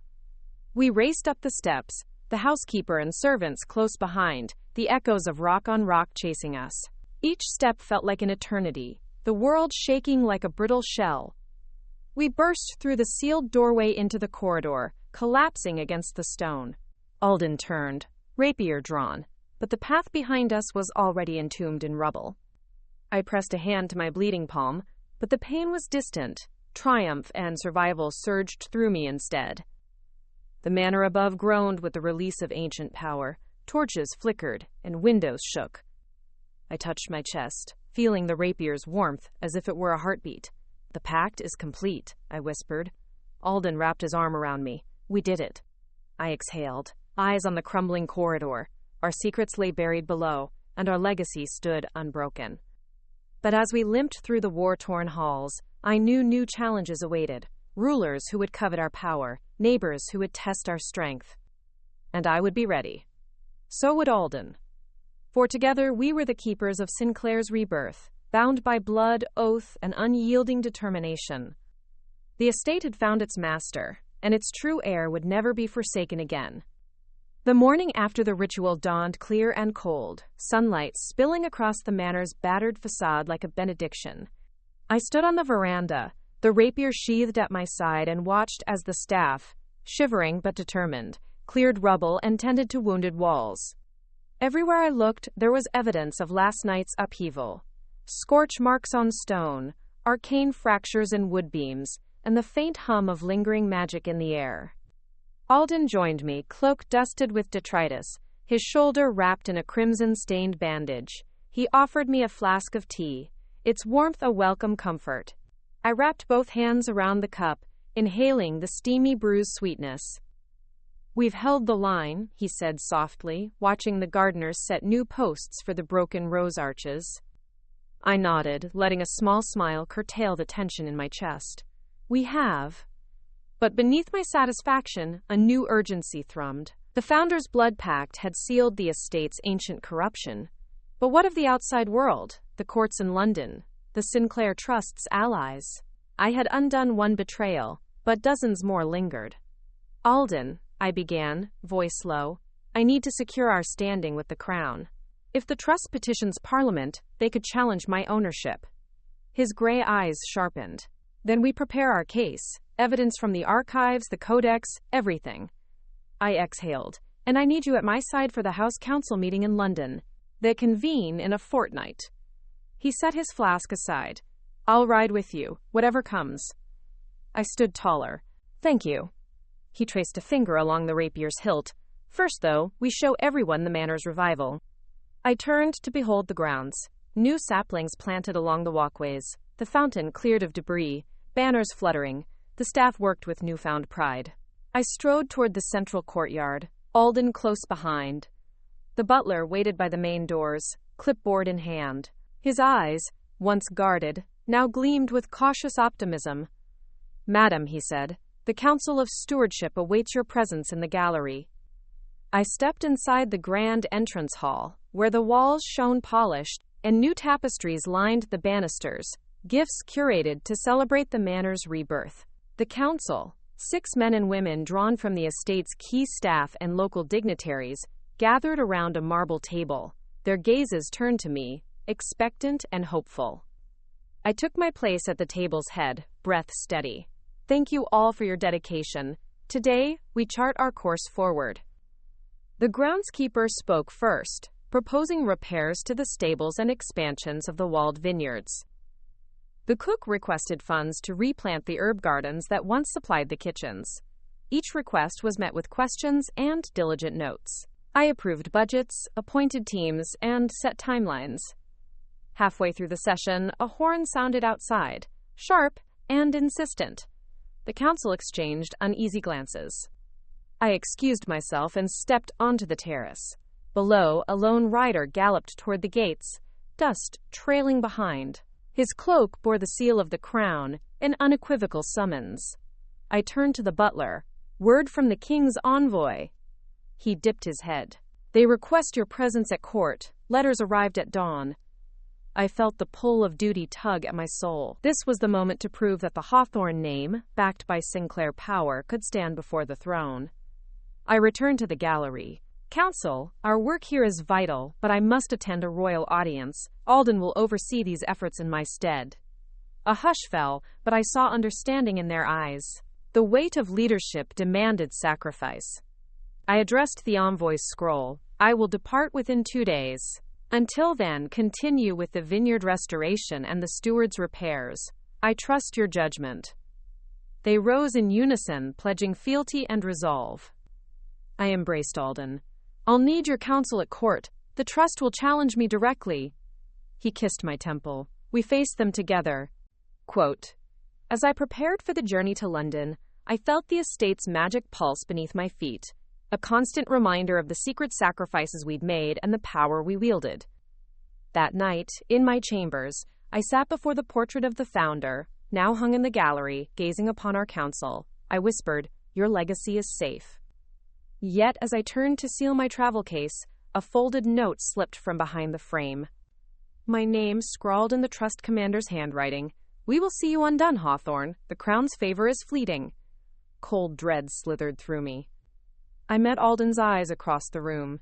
They have allies at court. He crossed the distance, wrapping an arm around me. Then we forge our allies, stronger. I clenched the note. Tomorrow, we ride to London with every secret sealed, and every sword sharpened. And as I drifted beneath velvet covers, the manor hummed with silent vigilance, ready for the power play to come, and the final reckoning that would determine who truly ruled Sinclair's legacy. The carriage jolted me awake before dawn, the lanterns outside our window gutters aflame in the fog-soaked courtyard. Alden stood at the door, cloak drawn tight against the damp air, the rapier at his hip, and a small valise in his hand. I rose from the four-poster bed, its heavy drapes still scented with last night's incense, and gathered my own papers, the sealed letters from the archives, the founder's folio, and the king's summons with its royal wax stamp. Our household had gathered at the main gates, the butler in black livery, the housekeeper with knots of herbs hanging from her belt, the groundskeeper in a threadbare coat, and a dozen footmen on horseback. Each bowed, eyes shining with unspoken promise. They would guard the estate until our return. I stepped forward, voice steady though my heart trembled. Thank you for your loyalty. Sinclair Manor thrives because of you. The butler inclined his head. Under your rule, madam, her foundations are stronger than ever. Alden mounted beside me, offering his hand. Shall we? I nodded, and we rode into the mist.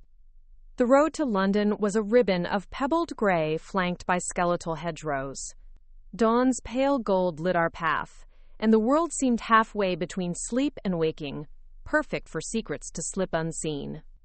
Each mile carried whispers, the cold snap of autumn in my lungs, the sentinel cry of rooks overhead, and the steady clip-clop of hooves biting into the soft earth. Alden broke the hush. What worries you most? I traced the seal of the founder's vow on my satchel. The court's factions. The Sinclair Trust has allies among the nobility. They will move swiftly. He studied me. We have our own allies now. Everyone who serves you. The magic we sealed into these walls, and the truth in our codex. We ride with power they cannot fathom. I smiled wanly. Power means little if they outmaneuver us in politics. We rode past stone milestones bearing the king's crest, each marking a stage closer to Whitehall and Westminster's looming towers. At a wayside inn, we rested only long enough for hot broth and ale, Alden tending to a fresh bruise on his shoulder, and pressed on. By mid-afternoon, the carriage crossed the Thames on Westminster Bridge. The river churned under charcoal skies, barges laden with coal and goods drifting like blackened swans. On the south bank, scaffolding rose around the abbey, and on the north, the palace gates guarded the entrance to the king's court. We disembarked within the palace's outer ward, passing under the lion and unicorn crest that loomed above the arched gateway. Gray stone walls swallowed us, and servants in crimson and gold led the horses to the stables. I followed Alden through a maze of corridors, tapestries of hunts and battles lining the walls, until we reached the antechamber, where the king's advisors conferred in hushed tones. A courtier ushered us forward, inspecting our royal summons and the codex's seal.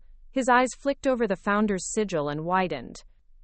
Your Grace, he announced to a nearby gentleman, bowing deeply, Lady Hawthorne and Sir Sinclair have arrived. The gentleman, Court-Marshal Devereux, turned. His gray eyes assessed us like a hawk.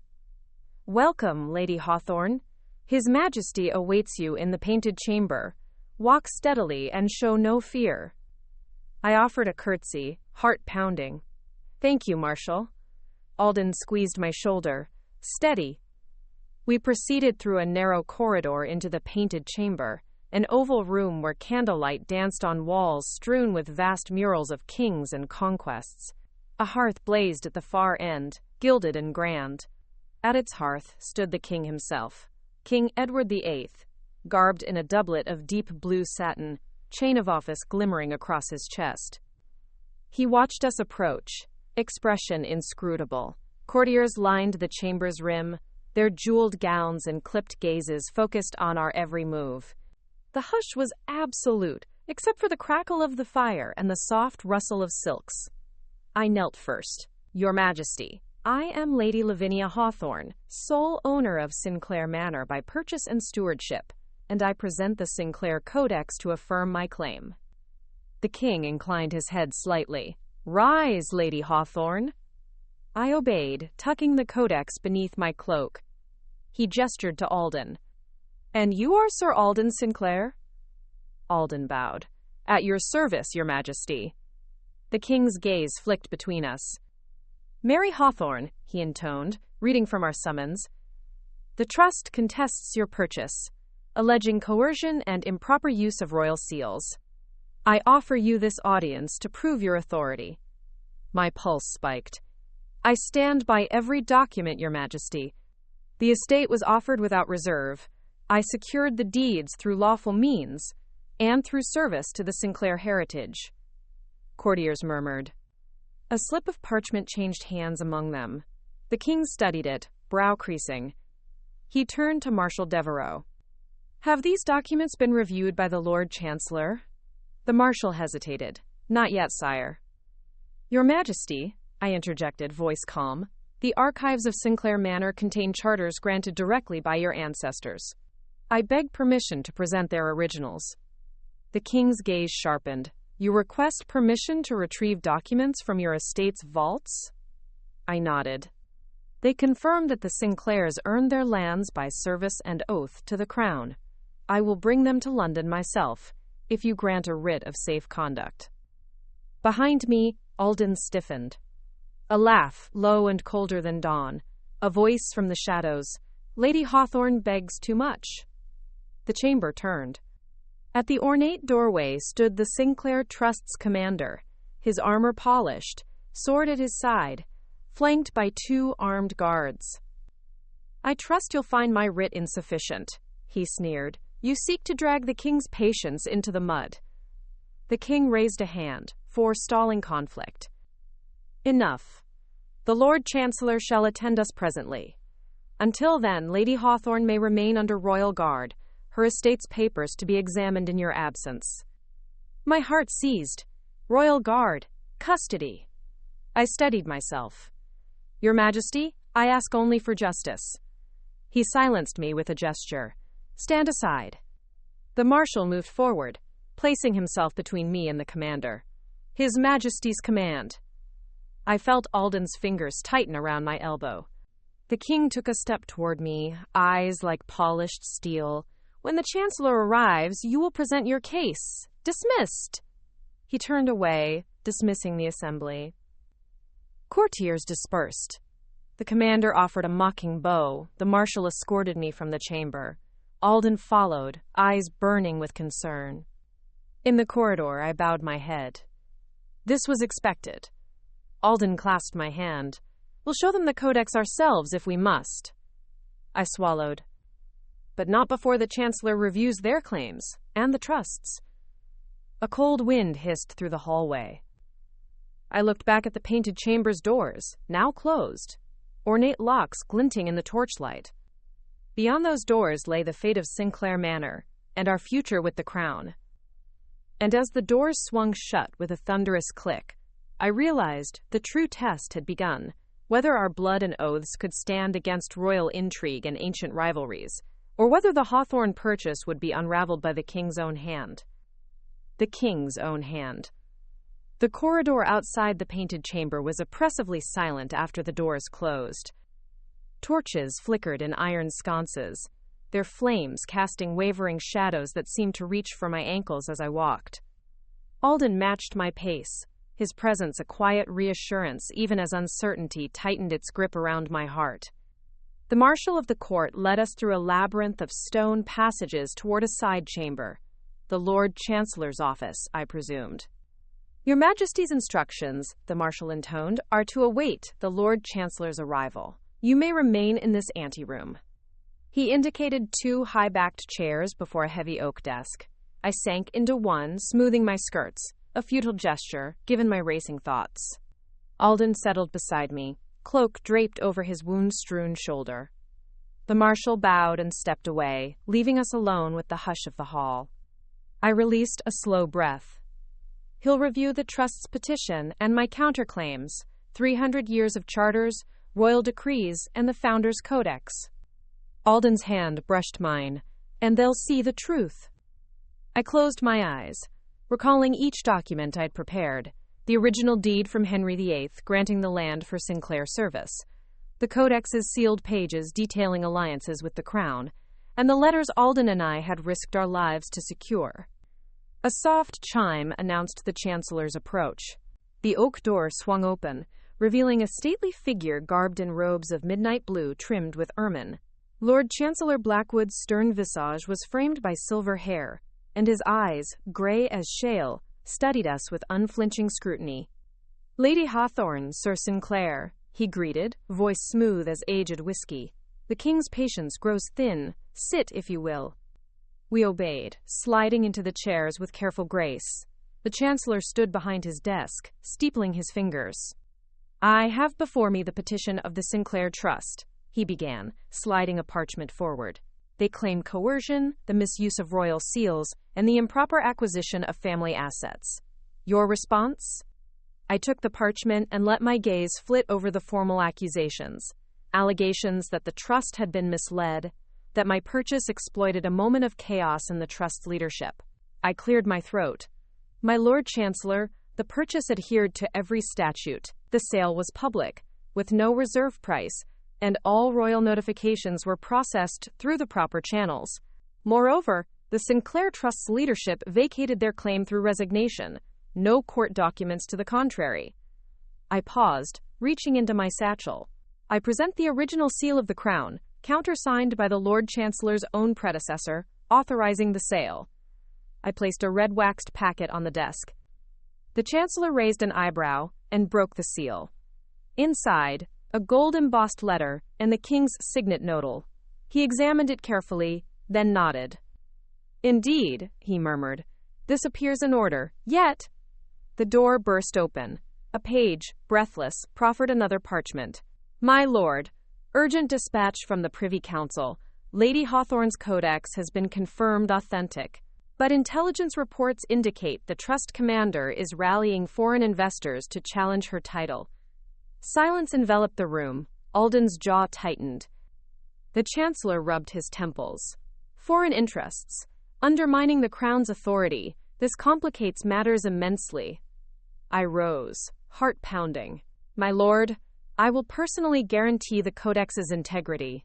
I request permission to host an assembly at Sinclair Manor, with your envoy present, to swear fealty before all claimants and the Crown's representative.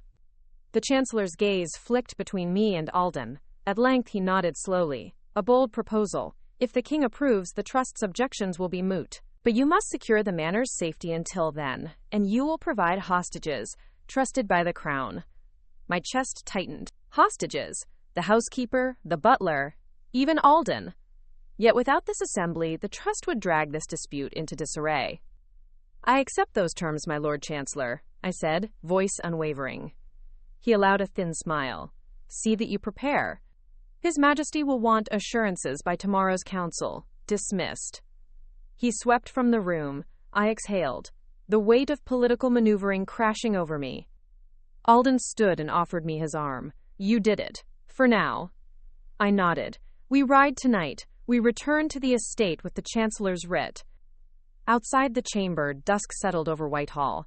Lanterns glowed in the gardens, and courtiers traded whispers in cloaked corners. I embraced Alden.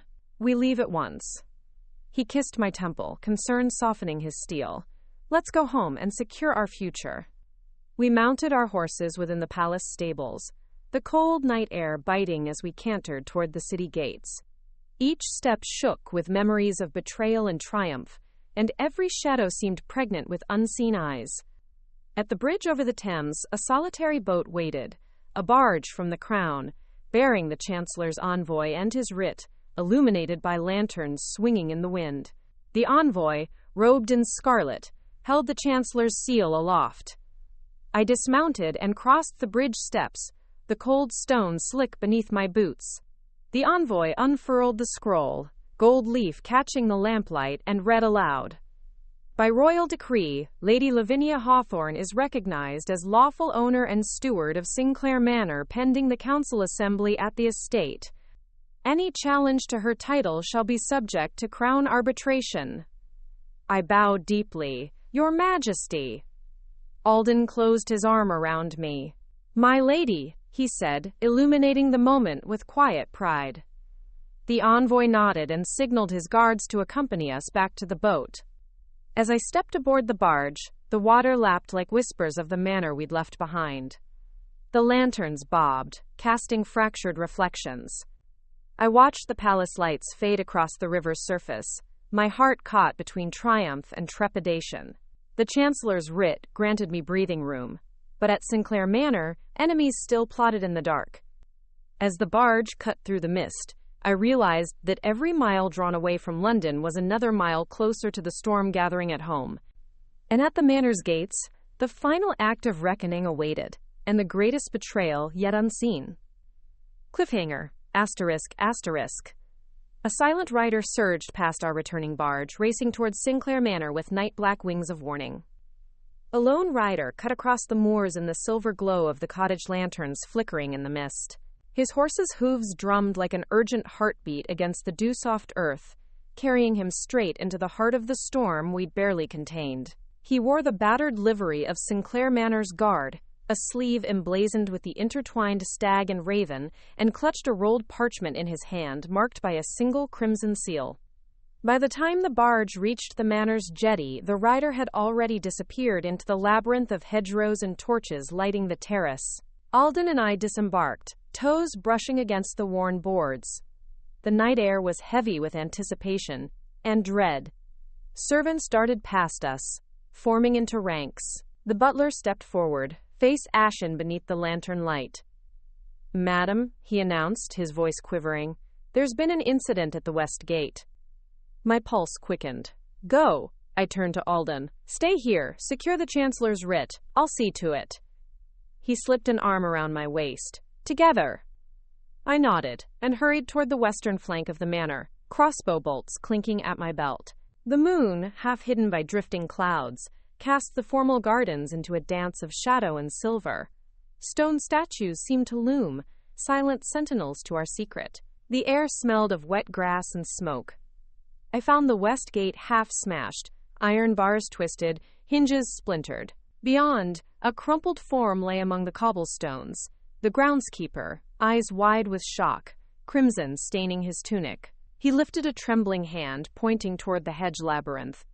They came by the tunnel, he rasped. From the crypt, more of them. A stab of terror shot through me. Stay with me. I knelt beside him, ripping a length of hem for a tourniquet. He gasped as I bound the wound, eyes flickering to the hedge's shadow. A rustle, footsteps, dozens of them, silent as wolf paws in the grass. I threaded a bolt into my crossbow and stood, hands steady. A figure stepped from the hedges, a woman in black leather, hood drawn, face hidden. Flames from torches lit the lines of her armor. She held a long rod, one of the disruptor's fragments. She spoke, voice cold and clipped. You survive well, Lady Hawthorne. Quote, I raised the crossbow. Who are you? She threw back her hood, revealing Beatrice Sinclair's face, etched with guilt and vengeance. Sinclair blood runs in my veins, she snapped, eyes gleaming, and I will not see our legacy tarnished by purchase and pretension. My heart hammered. You helped seal the pact. She sneered, stepping closer. A pact demands sacrifice. You gave your blood and prospered. But the power bound within these walls belongs to Sinclair by birth alone. I steadied my bolt on her chest. You dare threaten me? She laughed, A brittle sound. I dare claim my inheritance. Alden emerged from the corridor with the butler. "Beatrice," he said, voice low, "this is folly." She turned on him, sword drawn. "Noble uncle, you always placate, but I will not be denied." The groundskeeper groaned and staggered to sit against the gate. The knockers of doom rattled with unrest. I realized others were coming, agents of the Sinclair Trust, drawn by the crypt's secrets and Beatrice's call. I raised my crossbow. "Count to 3. Stay behind me." She flicked her sword blade. "There's no counting left." Before I could fire, a echoing roar ranged from the hedge labyrinth as hooded figures spilled into the courtyard, armed men from the Trust and cultists bound by Sinclair's darkest pacts. They formed a semicircle around us, weapons poised.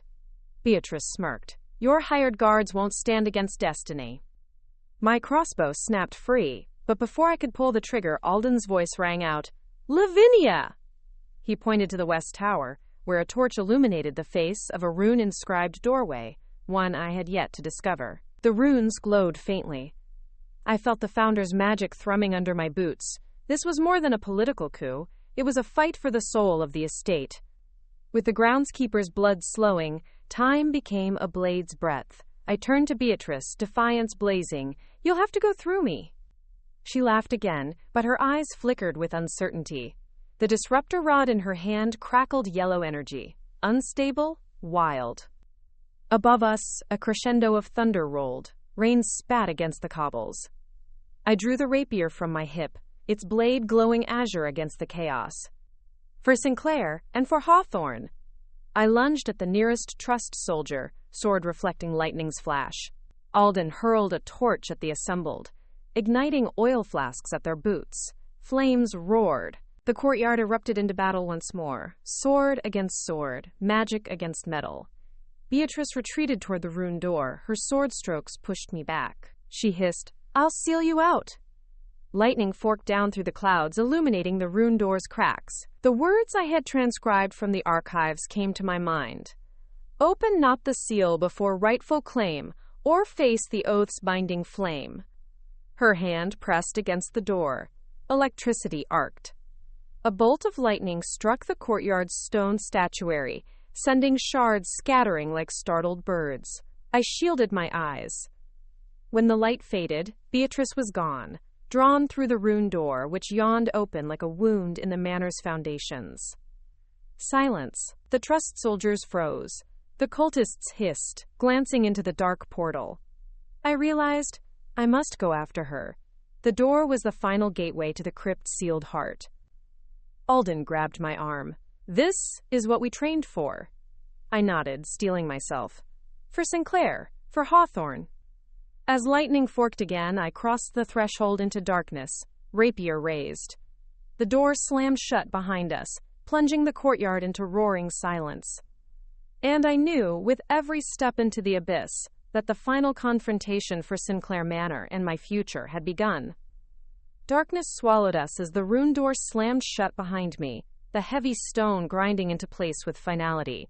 My rapier's azure glow cut through the blackness like a beacon, and Alden's sword cast dancing shadows across the uneven walls. The air was thick with the scent of damp earth and old incense, the very stones humming with the echoes of the ancient pact we had just sealed. "Stay close," I whispered, voice taut with urgency.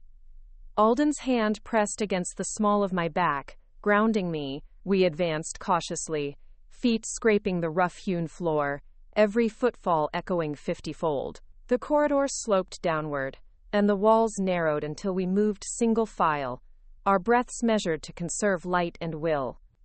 Without warning, the hallway opened into a vast subterranean cavern. Blue luminescent moss coated the ceiling, dripping phosphorescent droplets that splashed on the stone floor.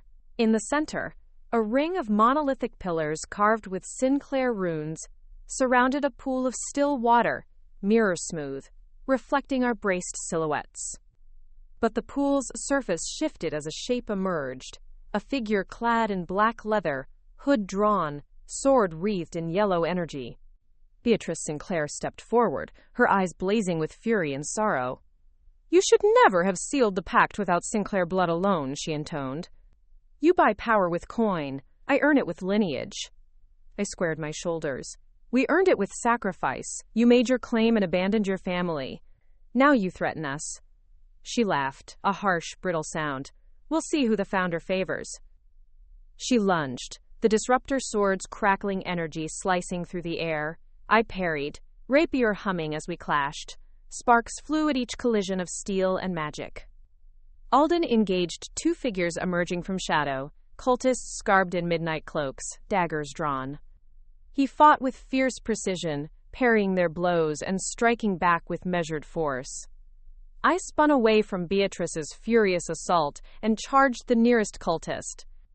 The rapier's point found flesh, and the figure collapsed in a sibilant gasp.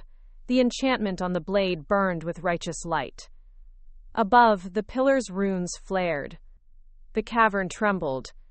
Beatrice roared and slammed her sword into the floor's mosaic, fracturing stone, releasing a gout of yellow flame that seared the pillars. The phosphorescent moss crackled and fell, trailing sparks. I dodged back, heart racing. Alden, the pillars. They're tied to the seal. He nodded, slicing through a cultist's cloak. We must stop her. Beatrice advanced on me, eyes cold. Blood of Sinclair, aid me now, she hissed.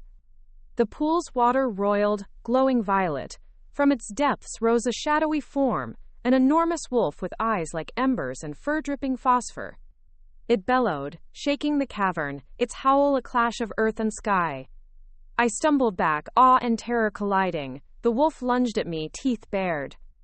Alden intercepted with his sword's haft, staggering the beast. It roared, energy blasting out in waves that buckled the pillars. Beatrice seized the chance to advance on me once more, disruptor sword raised for a killing strike. I braced, rapier poised to parry, but then, something deep in my core stirred. The founder's blood oath resonated with my triumph and my fear. I closed my eyes and whispered the vow. By blood and bond I stand as heir and keeper. Let the founder's promise endure. The rapier's azure glint flared into brilliant white, and a shockwave pulsed outward, battering the wolf back into the pool. The creature growled, then dissolved into ripples of violet light and sank beneath the surface. Beatrice reeled, the disruptor's sword's glow sputtering and dimming. The pillar's runes steadied, the cavern stilled. I opened my eyes. The cavern was silent, save for the drip of water and our ragged breaths. Beatrice stared at me, betrayal and awe in her gaze. How?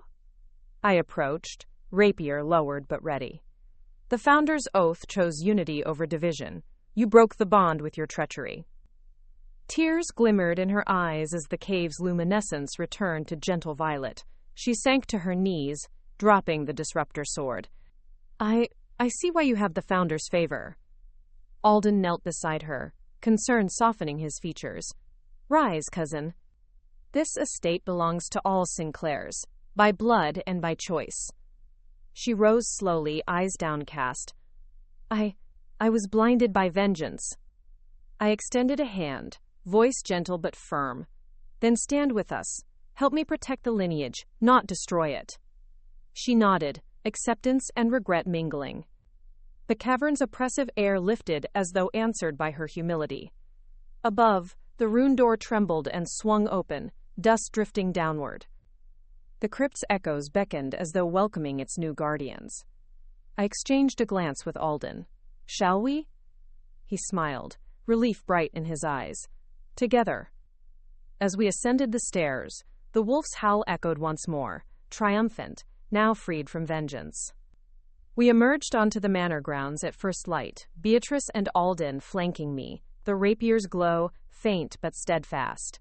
Servants and council members gathered, eyes shining with hope and reverence. In the courtyard, Beatrice addressed them. I pledge my blood and my loyalty to Lady Lavinia Hawthorne, heir by spirit and blade, to guard Sinclair Manor for all who call it home. A cheer rose, echoing off the manor walls and into the dawn sky. I faced the assembled. Today marks not the end, but a new beginning, one forged by unity, sacrifice, and unbreakable bonds. The butler stepped forward, raising a chalice of violet-tinted wine from the crypt's moss pool. To Lady Hawthorne and all Sinclairs, blood, bond, and legacy. Glasses clinked. The rapier at my side felt lighter than ever, its magic a living proof of our victory. But as the morning sun gilded the manor's towers, a horn sounded at the outer gate. Once, twice, urgent. A messenger appeared, breathless. He handed me a letter sealed with the king's crest. I broke the seal and read, Lady Lavinia Hawthorne, your assembly has been witnessed by the people of Sinclair Manor and by the Crown. However, the Sinclair Trust has appealed to Parliament. You are summoned to defend your stewardship at the seat of government in 2 days. Fail, and your claim, and the founder's legacy will be null and void. The winds of court and crown stirred again. I folded the letter, gaze fierce. Alden, prepare the carriage. He nodded. We leave at dusk. I turned to Beatrice, who stood with newfound respect. Will you join me in London? She smiled, determination shining. By your side. As the carriage rolled through the gates, I pressed my hand to the rapier's hilt. The founder's magic pulsed in time with my heartbeat. And I vowed, no force on earth would undo what we had forged. Yet, as the manor's towers faded behind the hedges, I knew the greatest trial still awaited, within the marble halls of Parliament, where words would wield as much power as steel. And I would meet it with unwavering resolve, sword in hand and blood oath in heart. The carriage rolled to a stately halt before the imposing facade of Parliament's entrance, its stone pillars reaching like silent judges toward a leaden sky. Inside, the murmur of debate echoed through vast corridors. My hands, though steady, pressed like iron bands against the drawer of my gown, holding the founder's codex, the chancellor's writ, and the king's own seal. Alden rode at my side, Beatrice close behind, each of us bound by blood oath and shared purpose. We entered the chamber where the Sinclair Trust's petition lay on a long table, scrolls and ledgers piled to either side. Lords and ladies, robed in finery, watched as we approached, their eyes a chorus of curiosity, skepticism, and ambition. At the dais, the Lord Chancellor presided, his silver robes gleaming with understated authority. He rapped his gavel once. Lady Hawthorne, the Sinclair Trust alleges irregularities in your acquisition and seeks to nullify the sale. Present your defense. I stepped forward, chin high. My Lord Chancellor, honorable members of Parliament, I submit the following. First, the original deeds granted by King Henry VIII, preserved in the Sinclair archives. Second, the Founder's Codex, sealed by blood and oath. Third, the Chancellor's writ affirming my stewardship by royal decree. And fourth, the testimony of Sinclair blood, Beatrice Sinclair, direct descendant of the founder, who renounced her claim and yet swore fealty to uphold the legacy alongside me. A murmur rippled through the assembly. The Trust's counsel, a sharply dressed barrister, rose, eyes narrowed. These documents may be authentic, yet Lady Hawthorne's purchase exploited a moment of weakness within the Sinclair Trust's leadership. How do you justify that? I met his gaze without flinching. In any public sale, if a buyer offers the price asked, the transaction is binding. The Trust's trustees withdrew their claim voluntarily. No court injunction contested the sale. Moreover, the founder's legacy demands unity in defense of the estate's sacred duty, not internal strife. I handed the codex to the Chancellor, whose eyes flicked to its seal. Read the founder's vow, if you please. He opened the codex, voice reverent as he read the ancient script. By blood and bond, this manor's truth endures. All who defend her honor stand as heirs. Division invites the founder's wrath. Unity renews our vow. He closed the codex. These words ring true. The Trust's counsel interjected, but peace was only achieved by what some call coercion. Lady Hawthorne's assertion of power with foreign mercenaries and arcane forces. I exchanged a glance with Alden and Beatrice. Alden spoke first. We defended the estate from those who sought to usurp it by violence and dark rituals. Our actions were necessary to protect the founder's pact. Beatrice stepped forward, voice clear. I challenged Lady Hawthorne, believing lineage alone granted claim. I discovered that stewardship born of sacrifice and unity sustained the Sinclair legacy more than blood alone. Therefore, I endorse her title and stand as co-guardian. A hush fell. The counsel faltered, his arguments unraveling before the weight of lived testament. The chancellor rapped his gavel twice. By the authority vested in this assembly, and in the name of the crown, the Sinclair Trust's petition is denied. Lady Lavinia Hawthorne's title and stewardship are affirmed. Her heirs shall guard Sinclair Manor, unified by blood and bond. Quote.